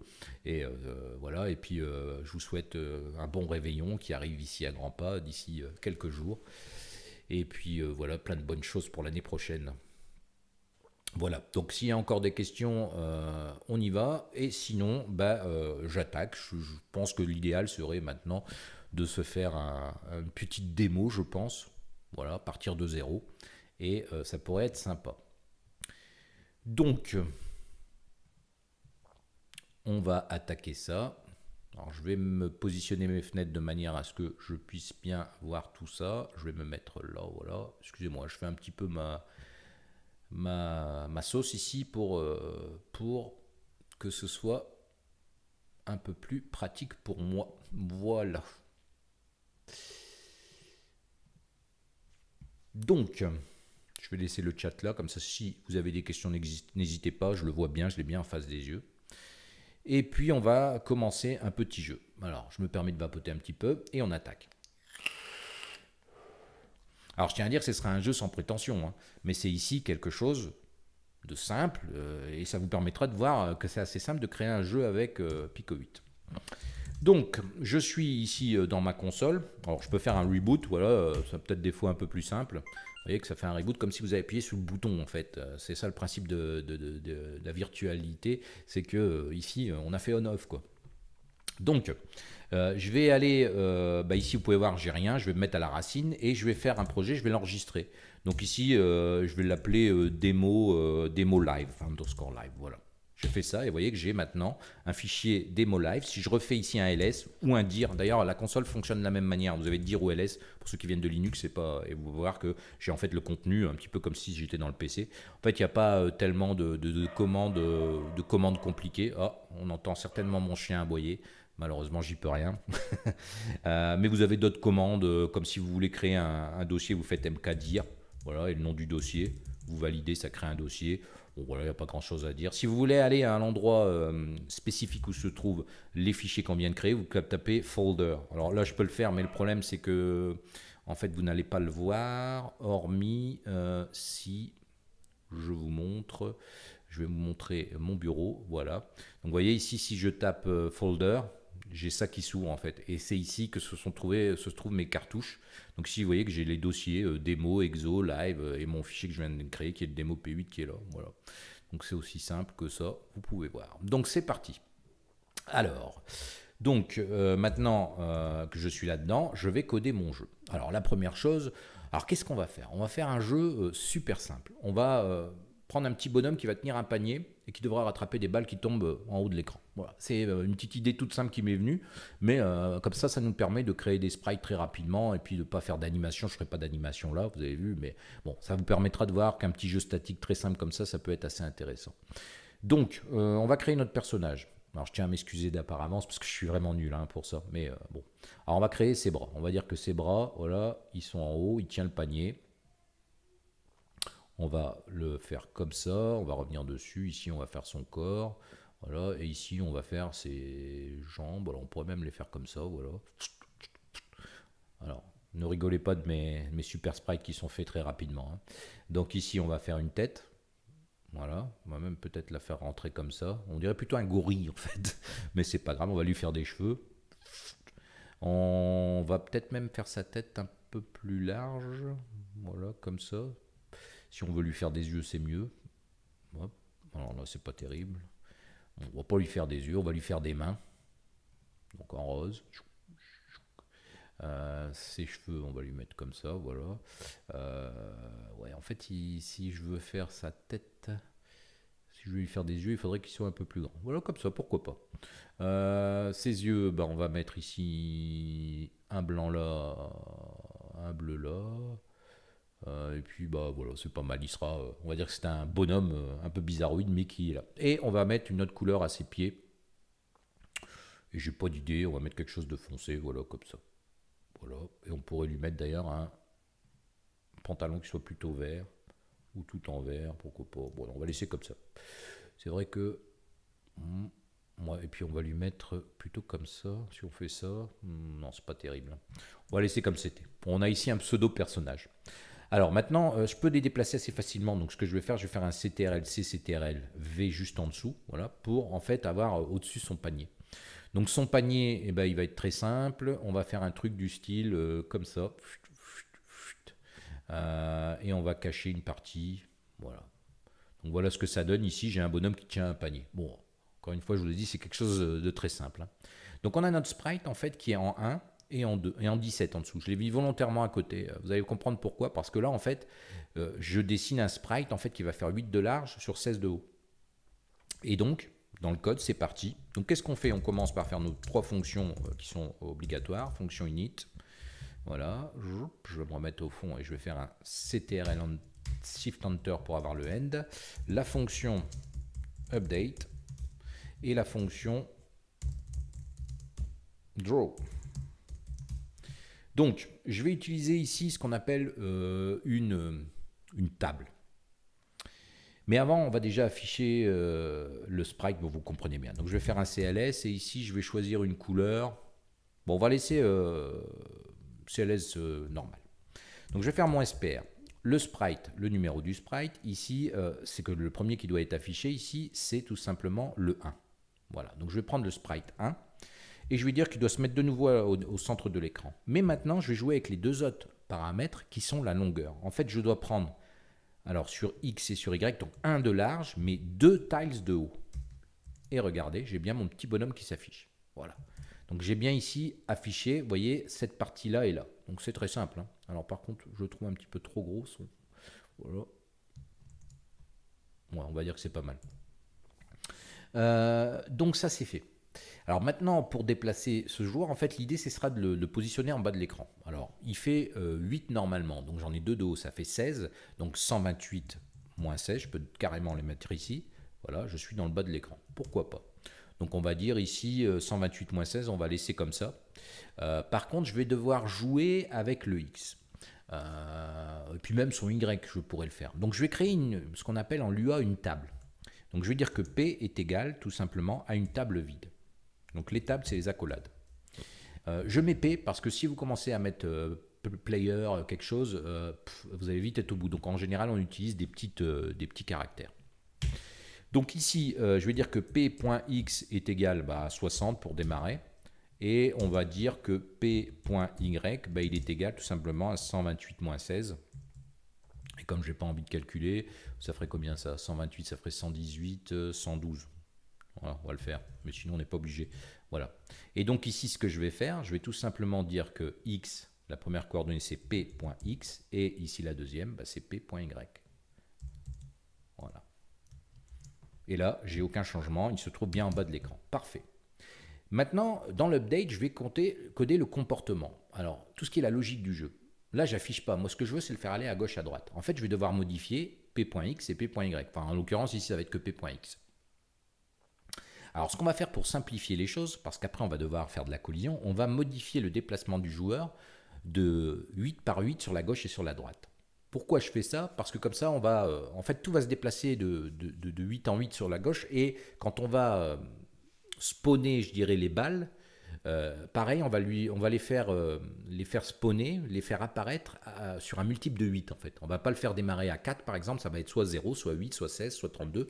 Et nous, on veut que notre personnage se déplace comme ça aussi. Donc qu'est-ce qu'on va faire? On va faire un if, une condition, et on va aller chercher l'API BTN, et notamment BTNP. BTN, ça va se déclencher à chaque frame, BTNP, ça va être avec une pause. Et donc ici, qu'est-ce qu'on veut? La flèche de gauche. Pour ça, on utilise Shift Right. Et vous pouvez voir qu'on a le petit sigle, enfin c'est Shift Left, pardon, Shift L pour Left. Et on a ici la flèche de gauche. Alors de mémoire, c'est 0 aussi. En fait, vous avez 0, 1, 2, 3, et vous avez 4 et 5, parce que vous avez deux boutons qui sont le X et le O. Mais on peut très bien faire Shift X ou Shift O, comme ça revient au même. Ça correspond aux touches du clavier. Bon, bref. Donc ici, je veux aller à gauche, donc Shift L. À ce moment-là, qu'est-ce que je fais? Je dis tout simplement que P.x, à gauche, moins égale 8. Et je fais mon end. Pour le deuxième, de l'autre côté, je fais exactement la même chose. If btnp, mais là, Shift R pour right, then P.x plus égale 8. Et mon end. Si on exécute, vous voyez qu'à chaque fois que j'appuie sur la touche, ça marche, ça fonctionne bien. J'ai bien ici mon petit joueur qui va de gauche à droite. Voilà, très simple. Par contre, il faudra le faire démarrer ici, ça va pas être bon. Il faudra le faire démarrer à un multiple de 4, sinon on va pas tomber juste. Voilà. Donc ici 64, c'est parfait. Alors le problème, c'est que là, maintenant, vous voyez, si je reste appuyé, je sors de l'écran. Ça, c'est plutôt embêtant. C'est très simple. En fait, regardez ici, je vais faire une condition. Je dis si j'appuie à gauche, mais aussi que P.x, ici à gauche, donc à gauche, la première X à gauche, c'est 0, donc est plus grand que 0. Oups, alors qu'est-ce qui se passe? Mon 0 ne veut pas. End, voilà, décidément, plus grand que 0, voilà. À ce moment-là, je fais ça. Et pour l'autre côté, c'est pareil, je vais faire end P.x est plus petit que 128. Alors ça va pas aller par contre. Vous allez voir pourquoi. Donc à gauche, pas de souci, je reste bien bloqué. Alors je suis au bord de l'écran. À droite, je sors. Alors là, vous ne le voyez pas bien parce que en fait, ce qu'on va faire, c'est qu'on va mettre une couleur 1. Voilà. Comme ça, on voit un peu mieux. Donc là, je suis bien à gauche de l'écran. Et ici, hop, je sors de l'écran. Pourquoi? En fait, je sors juste d'un pixel parce que si je mets 128, en fait, il faut que j'enlève la largeur de mon sprite. Donc ça va être 120. Encore une fois, les contraintes, vous voyez, deviennent intéressantes parce que là, du coup, c'est assez simple à gérer. Voilà. Et là, je ne peux plus sortir. Et de l'autre côté, c'est pareil. Donc là, j'ai confiné mon personnage dans l'écran. Voilà, on peut voir ça. Alors, je vais juste revenir là-dessus parce que je ne sais pas pourquoi, mais il m'énerve. Je vais lui mettre 2 yeux. Voilà, qui me voit de face. Alors, c'est pas forcément évident. Voilà. Et on va lui mettre un petit coup de blanc là. Voilà. Non, ça marche pas. Voilà, on va faire ça comme ça. Voilà, je le préfère comme ça. Je ne sais pas pourquoi. Ça me gêne depuis tout à l'heure. C'est une petite lubie. Et puis pour le panier, on aurait peut-être pu faire quelque chose d'autre. Bon, non, on va laisser ça comme ça. Bon, on va laisser ça comme ça. Je vais quand même remettre ou peut-être une autre couleur. Voilà, ici. Voilà, ça fait un petit effet de relief dedans. D'ailleurs, un aurait peut-être été mieux. Ouais, voilà. Donc c'est parfait. Et ici, lui, et si je cache ses coudes, c'est peut-être mieux ça. Voilà, ça me plaît un peu plus. Bon, voilà, enfin bref, c'est du petit sprite. Ici, c'est du truc très rapidement fait. Donc voilà, on a maintenant confiné le personnage et on a réussi à faire ce qu'on voulait faire. Donc maintenant, l'idée, comme je vous l'ai dit, alors n'hésitez pas à m'arrêter ou à poser des questions.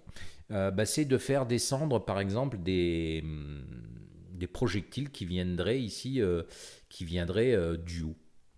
C'est assez simple. On va déjà créer un sprite. Alors on va prendre ici et on va faire un simple rond. Voilà, on va dire que c'est un ballon orange. Voilà, une balle. On va remplir l'intérieur. On va mettre ici un petit point jaune, par exemple, là et là. Voilà, pour en faire quelque chose. Et ici, ce sprite, c'est le 2. Donc on va travailler avec le 2. Donc maintenant, ce que je peux faire, c'est si je veux le faire arriver du haut, qu'est-ce que je vais faire? Je vais faire un SPR de 2 ici. Et si je veux qu'il arrive en haut de l'écran, tout en haut, ça va de 0 à 128. Donc ici, 0. Et je pourrais le faire partir. 0, ce serait sur X, donc je vais mettre 60 et 0. Voilà. Et si je fais ça, qu'est-ce qui se passe? Il apparaît bien en haut de l'écran. Vous voyez? D'ailleurs, ici, on va devoir utiliser des multiples de 4, donc par exemple 64. Donc ici, je serai bien en face. Maintenant, l'idée, c'est de le faire descendre. C'est pareil. Qu'est-ce que je vais faire pour tout simplement ça? Je vais utiliser une autre structure ici, qui va être une table de nouveau. Je vais dire que B égale ici une table vide. Et je vais aller à la ligne pour créer l'intérieur. On peut aussi faire comme ça. Je pourrais très bien aussi faire B, X égale ici 64. Oups, 64 et Y égale 0. Voilà, ça fonctionnerait aussi comme ça. Donc qu'est-ce qu'on va faire? Ici, on va dire tout simplement que ça s'affiche à B.X et ici à B.Y. Voilà, même résultat. Et maintenant, dans le comportement, si je veux la faire tomber, dans l'update, je vais tout simplement dire que B.Y, et là je vais lui ajouter 1 par exemple. Et voilà, ça tombe. C'est aussi simple que ça. Donc maintenant que ça tombe, si je veux aller le faire tomber plus vite, je mets 2. Si je veux encore aller plus vite, je mets 4. On l'aurait compris. Fou, voilà. Donc l'idée c'est ça, c'est de faire ça. Mais évidemment, comment faire maintenant pour quand elle sort de l'écran, parce que même là, ici, je la rattrape ou je la rattrape pas, pour le moment on s'en fout, mais quand ça sort, hop, elle continue de descendre. Donc ça c'est pas bon. Donc qu'est-ce que je dois faire? Je vais tout simplement ici dans l'update, de nouveau dans la logique du jeu, je vais dire que, il y a plusieurs façons de faire, je vais le faire juste derrière, je vais dire if b.y est plus petit que 128, est plus grand dans mon cas, donc ça sort de l'écran, 128, alors je peux dire tout simplement que b.y est égal à 0. Et là, ça tourne indéfiniment. Regardez, hop, et hop. Voilà, c'est aussi simple que ça. Quand elle descend, au lieu de la continuer, parce qu'elle continue à descendre en dessous de l'écran, ça bouffe de la ressource. C'est un petit peu comme Unity, quand vous avez plein de projectiles, voilà, il faut pas les oublier, quoi. Et ici, ce que je peux faire, c'est ça. Donc maintenant, ce que je vais faire par contre, c'est quelque chose de différent. C'est-à-dire que sur Y, je veux que ce soit à 0, mais sur X, je veux que ce soit aléatoirement. Et non seulement aléatoirement, mais avec un multiple de 4. Donc il y a plusieurs façons de faire, mais ici, je vais tout simplement créer un tableau, TBLX par exemple, qui va être égal, et à l'intérieur, cette table, hein. On dit une table, hein, c'est pas un tableau parce que c'est pas la même structure. Je vais mettre tous les multiples sur lesquels je veux qu'ils soient spawnés. Donc je veux que ce soit spawné à partir de 0, 8, 16, 16 plus 8, 24, 32, 40, 48, 56. Je vais aller à la ligne parce que sinon on ne va plus rien voir. Vous voyez qu'on peut repartir à la ligne. Donc ensuite, ce sera 64 si je rajoute 8. 64 plus 72. 80. 88, 96, 104 et 112. Alors il y a d'autres moyens de faire, hein, mais ici je l'ai fait comme ça. Voilà. Et x, je vais dire tout simplement que ça doit être un nombre aléatoire tiré de cette table. Ben, je vais dire que ça va être un nombre RND et je vais ici mettre TBLX. Et si j'exécute, on va pouvoir observer que maintenant, à chaque fois que je lance, alors il reste au même endroit, mais à chaque fois que je lance, en théorie, c'est pas au même endroit. Et je fais du CTRL-R hein, pour lancer. Voilà. Donc l'idée maintenant, alors on va le faire aller plus vite parce que sinon... Voilà, l'idée maintenant, c'est tout simplement ici de redéfinir en fait b.x comme ça. Je vais dire tout simplement qu'au lieu qu'il est égal à... Donc là, il doit bien être égal à 0, mais je vais dire que b.x doit être égal à RND table. Donc on va essayer, on va voir ce que ça donne. Je suis peut-être trompé. Bon, 2 fois au même endroit, 3 fois, c'est pas normal. Hein. Non, je me suis trompé. Ah bah oui, j'ai mis x. Donc x n'existe pas. Alors, vous voyez... X n'a pas été déclaré en LUA ici dans Pico8, pas besoin, en fait c'est du typage dynamique, donc je déclare une variable X, j'ai pas besoin en fait de dire avant ce qu'elle est, donc ici du coup X je l'utilise pas, c'était b.x, voilà, donc là on peut voir déjà que ça part au bon endroit, deuxième fois, pas me faire tromper 2 fois, non voilà, et on peut voir que maintenant elles vont bien aléatoirement, elles descendent à gauche à droite, voilà quoi. Donc, maintenant que ça c'est fait, qu'est-ce qu'il nous reste à faire il nous reste à rattraper cette fameuse balle. Alors justement, l'idée de ça, c'est que on puisse... Alors, comment va-t-on faire ça? On va tout simplement vérifier, en fait, maintenant qu'au niveau de x, en fait, on sait que si le x de la balle est égal au x du player, mon chien qui remet ça, on va le laisser faire, j'espère que vous ne l'entendez pas trop comme moi, c'est toujours embêtant. Donc on sait que si le b.x du player et le b.x de la balle sont les mêmes, c'est-à-dire qu'ils sont au même niveau. Par contre, si b.y de la balle, si b.x et b.y de la balle sont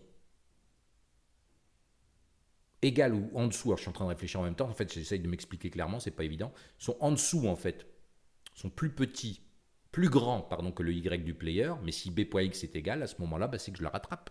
Donc je peux essayer de coder ça. Donc, dans la logique de nouveau, on va faire ça ici. Donc le if est là, je vais aller ici. Et on va dire que si p.x est égal, on va coller pour que ce soit plus compact, b.x, and b.y, donc la hauteur de la balle, est plus grande que p.y, à ce moment-là, ici, disons que j'ai un score. Voilà, je vais faire score plus égal 1. Alors pour qu'il soit visible, le score, je vais déjà le déclarer ici. Voilà, on ne va pas s'embêter. Score égale 0. Et ce qu'on va faire, c'est que dans le draw, on va venir ici faire un print de score. Alors si je mets rien, ça va être en haut à gauche. Hein. Donc ça me va. Score. Oh. Score. Un espace. Et on va concaténer. Alors pour concaténer en LUA, c'est 2 petits points. Et ici, la variable score. Voilà. Donc si j'exécute, vous voyez, alors bien, vous voyez qu'il est capable, je fais quand même des erreurs. En fait, quand vous avez une syntaxe error, ça vous dit aussi, hein, syntaxe error ligne 33, tab 0, donc print score, unfinishing string near les 2 petits points. Donc en fait, je suis ligne 33 de la table 0 et c'est dans print score. Et ici, on me dit unfinishing, alors score, ouais, parce que j'ai oublié ma accolade ici. Voilà. Et voilà, là, ça fonctionne. Donc ici, si je fais ça, voilà, et que je la rattrape, hop, on peut voir que ça fonctionne. Sauf que le problème, c'est qu'à chaque fois, vous voyez, j'ai plusieurs points. Alors, il y a 2 petits soucis, mais pour le moment, on va s'occuper des points. Alors, pourquoi ça fait ça? C'est parce qu'en fait, elle continue de descendre. Donc, ce que je dois faire, c'est ici dire que quand le score est égal à plus 1, je vais tout simplement respawner ma balle. Voilà, aussi simple que ça. Donc, je vais la respawner. Alors, j'aurais pu faire une fonction, hein, mais je vais réutiliser ça, en fait. Voilà, aussi simple que ça. Si j'exécute maintenant, tac, on peut voir que ça marche. J'en rattrape bien qu'une. Tac, tac. Bon, voilà. Alors, vous pouvez voir que ma balle, en fait, et là, si je le fais aller plus doucement, on peut voir que la balle, en fait, elle est dessinée au-dessus de mon personnage, vous voyez. Alors ça, c'est assez logique, en fait. C'est parce qu'ici, quand dans le draw, ça va étape par étape. Donc, du coup, ici, je fais un SPR d'abord sur le 1, qui est mon personnage, et ensuite, je dessine la balle. Comme c'est une boucle, ça le fait dans l'ordre. Donc, je vais copier ça, et en fait, je vais tout simplement faire l'inverse. Et ici, maintenant, ma balle va être dessinée après mon personnage, ce qui fait qu'elle va être derrière. Vous voyez. Alors, c'est pas très très révisible, hein, je sais pas, j'espère que vous voyez bien, mais maintenant ça fonctionne. Bon, alors vous voyez que le jeu il est très simple. Alors, on va l'améliorer un petit peu. Si on ajoutait un petit son, allez, un petit son n'importe quoi. Donc on va créer un son. Ici, voilà, on va faire un petit son très rapide. Alors ça peut être bien, mais non. Voilà. Ça peut être n'importe quoi. Je pourrais le faire plus long aussi, mais j'ai pas envie là. Hein, ça va me casser les oreilles. Voilà. Non, ça me plaît pas. Mais si je fais un O, bah comme ça. Alors ça pourrait être aussi. Voilà, comme si elle tombait dedans. Alors, on peut faire ça. Alors après, on peut changer d'instrument. Bon, on va dire que ça suffit. Et je pourrais même aller mettre de la reverb et autres. Hein. Voilà.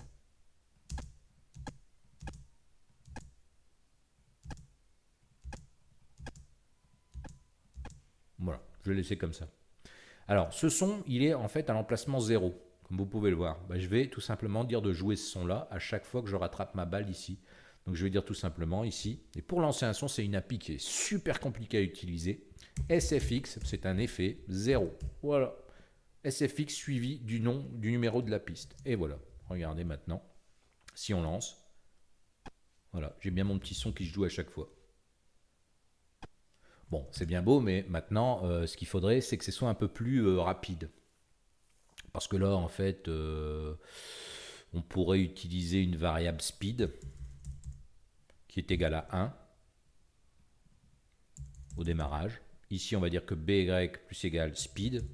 Et vous m'aurez vu venir, hein, chaque fois qu'on en ramasse une. Donc c'est ici, on va tout simplement dire que speed plus égale 0,2 par exemple. Voilà, on pourrait tester. Hein. Ce serait pratique que comme ça, on aurait une accélération. Voilà. On pourrait mettre 1 aussi, mais ça deviendrait très vite compliqué. Vous voyez que là, ça accélère déjà pas mal.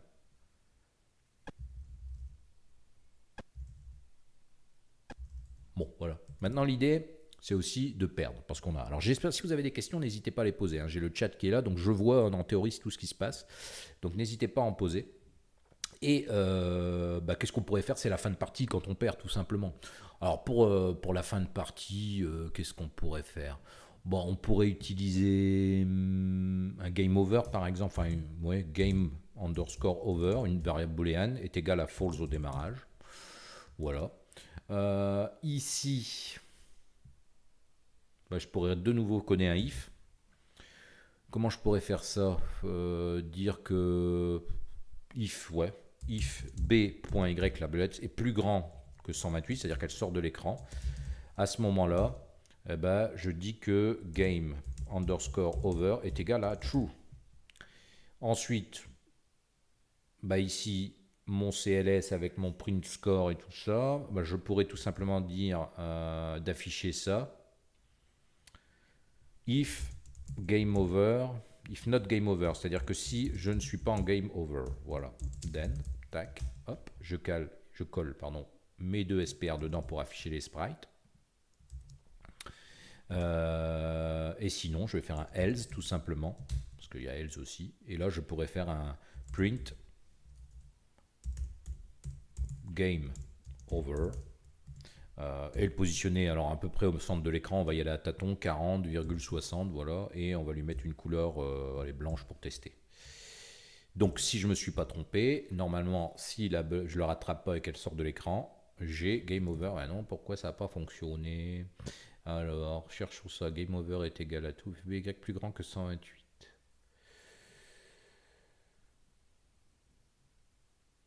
Ah oui, mais c'est ici, je le fais déjà. Ouh.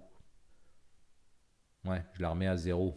Ouais, donc c'est ici en fait que bah ouais, ça a ni queue ni tête ce que je fais en fait. Je devrais plutôt, si elle sort de l'écran, ici je la rejoue, voilà.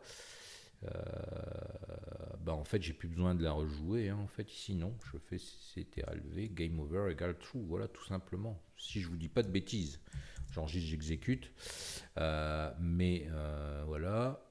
Ah, voilà, ça marche un peu mieux. Et donc le Game Over il est pas au centre de l'écran, donc là à vue de nez on pourrait le mettre plutôt vers 50. Voilà, ce qui serait pas mal. Alors après, on pourrait aussi faire relancer la partie. Donc par exemple, si je pourrais faire un print de press X to play. Alors là, pareil, pour le centrage, ça va pas être évident. On va mettre 30,90. Et on pourrait changer de couleur. On va mettre 5 par exemple. Voilà.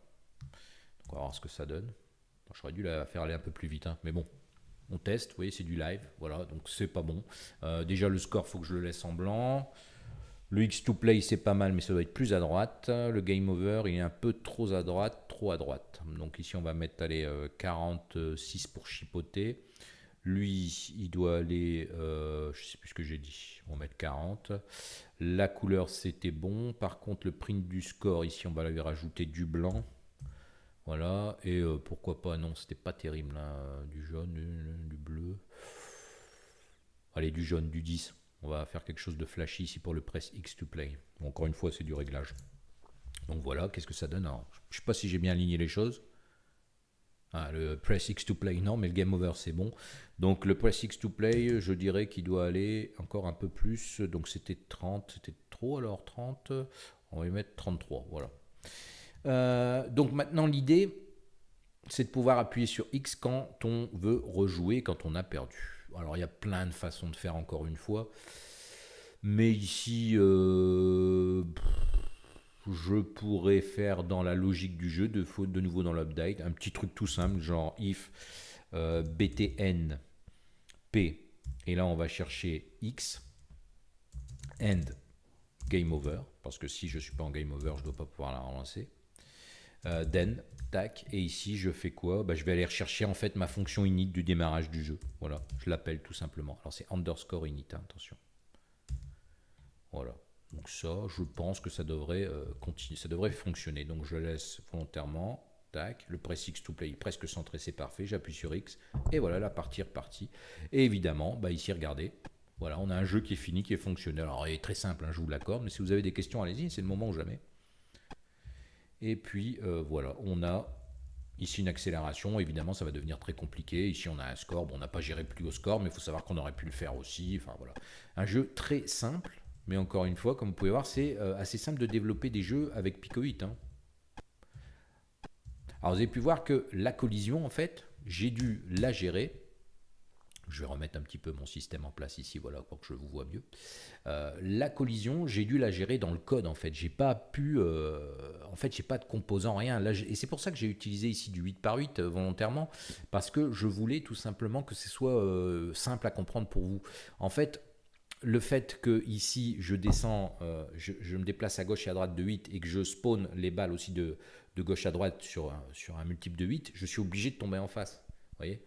Donc c'est un peu plus compliqué que ça si on veut gérer de la collision. Mais l'intérêt, c'est que ceux qui par exemple développent avec Unity et autres, et qui n'ont jamais, enfin qui utilisent des colliders et autres, vous allez voir que si vous utilisez Pico 8, vous devez créer vos propres colliders en fait. Et c'est plutôt bien fait.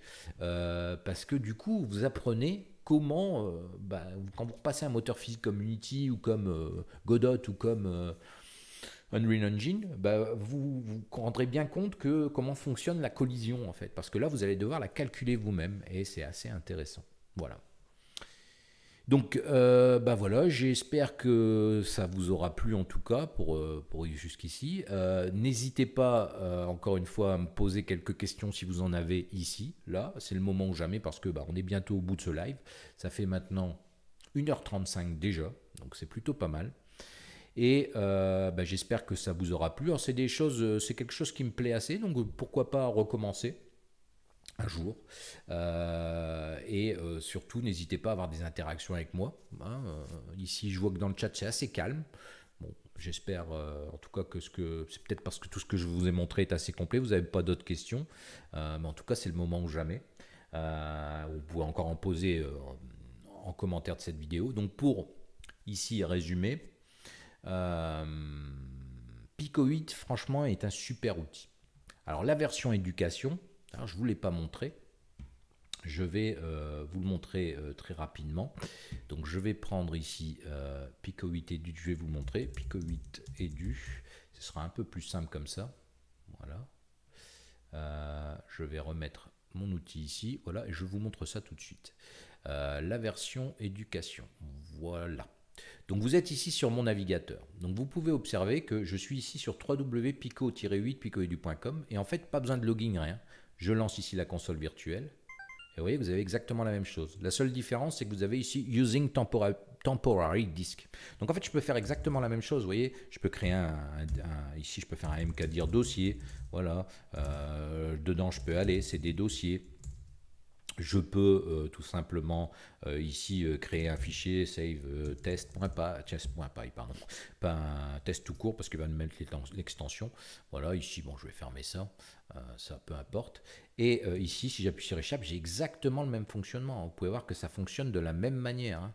Je peux ici faire un SPR de 1,60, je ne suis même pas obligé d'utiliser la fonction. Mais on peut voir que le sprite il est bien au centre de l'écran. Là vous ne l'avez pas vu parce qu'il y a plein de texte. Donc je vais faire mon petit CLS 1 avant. Voilà. Et on peut voir que j'ai bien mon sprite qui est au milieu de l'écran. Donc ça fonctionne exactement de la même manière. Vous avez tous les mêmes outils. C'est gratos.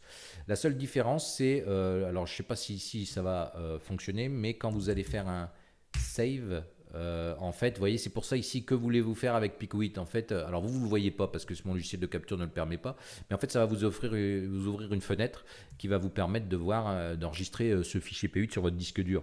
Et lorsque vous allez faire load, pardon, ça va être la même chose. En fait, une fenêtre va s'ouvrir pour vous permettre de charger ce fichier. Ici, vous ne le voyez pas, mais chez moi, ça le fait.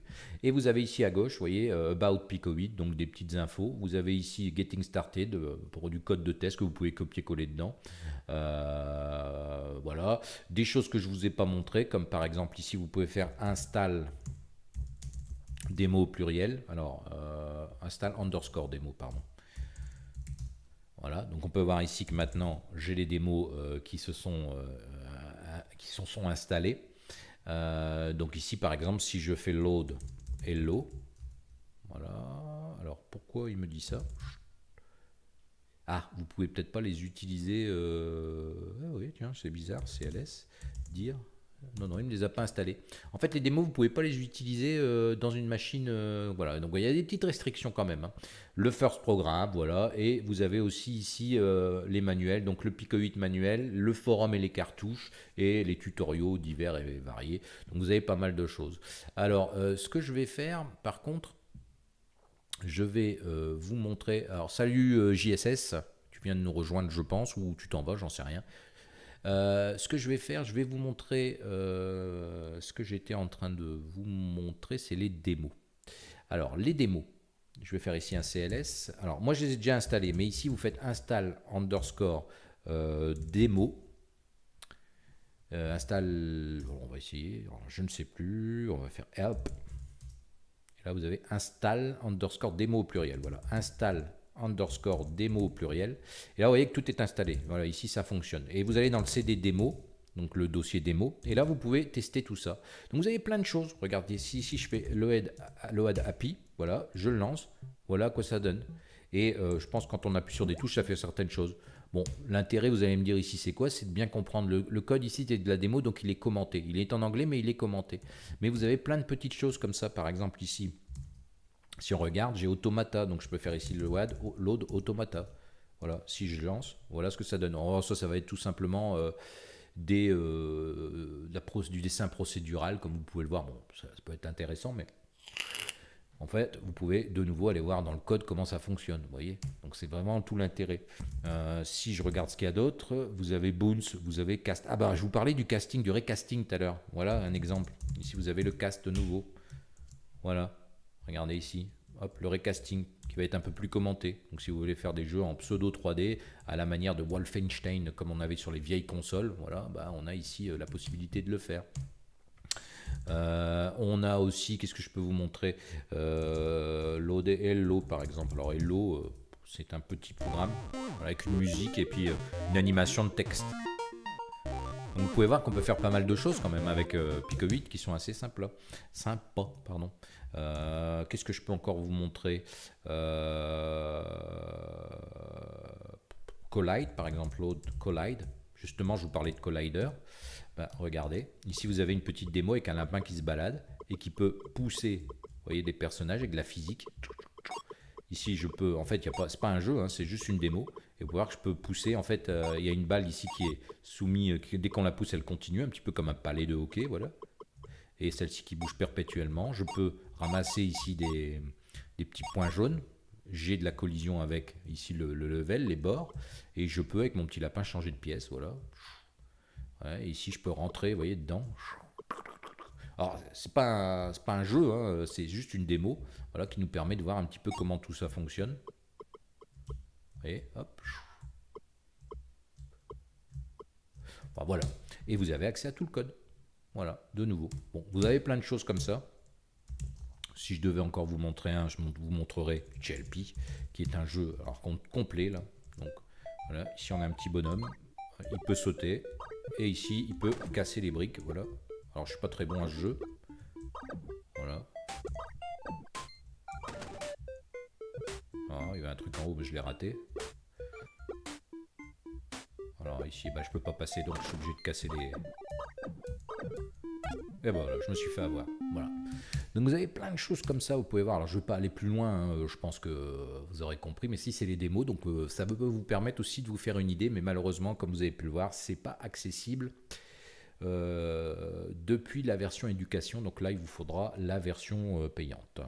Alors je vais lire un petit peu ce qui s'est passé. Alors je ne suis pas dans le sujet, désolé, mais question, tu as testé la génération de scripts simples sur Chart GPT pour Unity. Bah, je ne vais pas répondre parce que non, je suis dans complètement autre chose. Mais voilà. Si tu veux parler de ça, je ferai des lives sur Unity. Mais je t'avoue que je n'ai pas regardé du tout ça. Script simple sur Chat GPT pour Unity. Je t'avoue que je ne sais même pas ce que c'est en fait. Il faudrait que je regarde en toute honnêteté. Et voilà. Donc, bah voilà qui vient clore un petit peu ce live sur Pico 8. Alors, je vais encore vous montrer quelque chose de très intéressant. Alors, si vous êtes intéressé pour apprendre évidemment Pico 8, alors je ferai certainement quelques tutoriels sur la chaîne. Bah, tout simplement, vous avez la possibilité de suivre un cours que j'ai fait une formation complète. Alors, j'ai ici, bah, je vais vous montrer tout de suite un petit peu ça, donc la promo. Donc, vous avez ici un cours complet pour programmer, pour apprendre vraiment du début à la fin Pico 8. Dedans, vous allez apprendre à créer, enfin, vous allez utiliser les API, les bases, vous allez apprendre le Lua. Ça fait plus de 18 heures, hein, vous voyez, il y a des exercices dedans, il y a des quiz pour vous tester. En fait, dans ce cours, vous allez faire presque le tour, je dirais, de Pico 8. Après ça, vous serez vraiment créer plein de choses. Alors, quelqu'un me demandait tout à l'heure, tu peux créer un platformer. Bah, dans ce cours, on va non seulement créer un platformer, un personnage de platformer, on va voir comment fonctionne la physique, on va voir comment passer à travers ou pas certaines tiles. Et on va aussi créer un shmup, comme vous avez pu voir ici avec celui que je vous ai démontré. Donc à peu près le même principe, mais un space shooter différent, avec des boss qui vont arriver, avec pas mal de choses.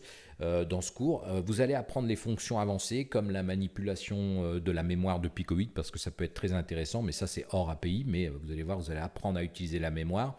Vous allez apprendre plein de choses en plus en fait. Il y a vraiment, c'est un cours que j'ai fait en plusieurs mois, il est super complet. Et bah, pour ceux qui veulent aller plus loin avec Pico 8, apprendre que ce soit avec la version éducation ou la version normale, je dirais, ça fonctionne aussi. Donc il n'y a pas de restriction à ce niveau-là. Donc vous pouvez acheter le cours, tester avec l'éducation. et vous faire une idée. Et si par la suite vous voulez accéder au Splore et compagnie, n'hésitez pas, 15 euros une fois, c'est pas énorme non plus.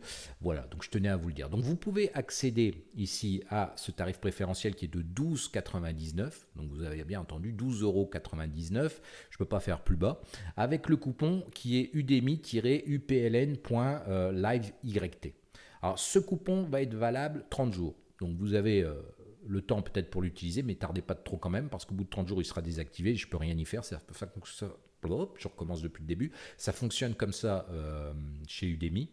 Vous avez l'URL ici qui est en bas, http://shorturl.at/kjn23, K minuscule, JN majuscule 23. En fait, vous arrivez directement sur la page d'information et là, le coupon est appliqué s'il est encore valide. S'il ne l'est pas, ce sera le tarif normal.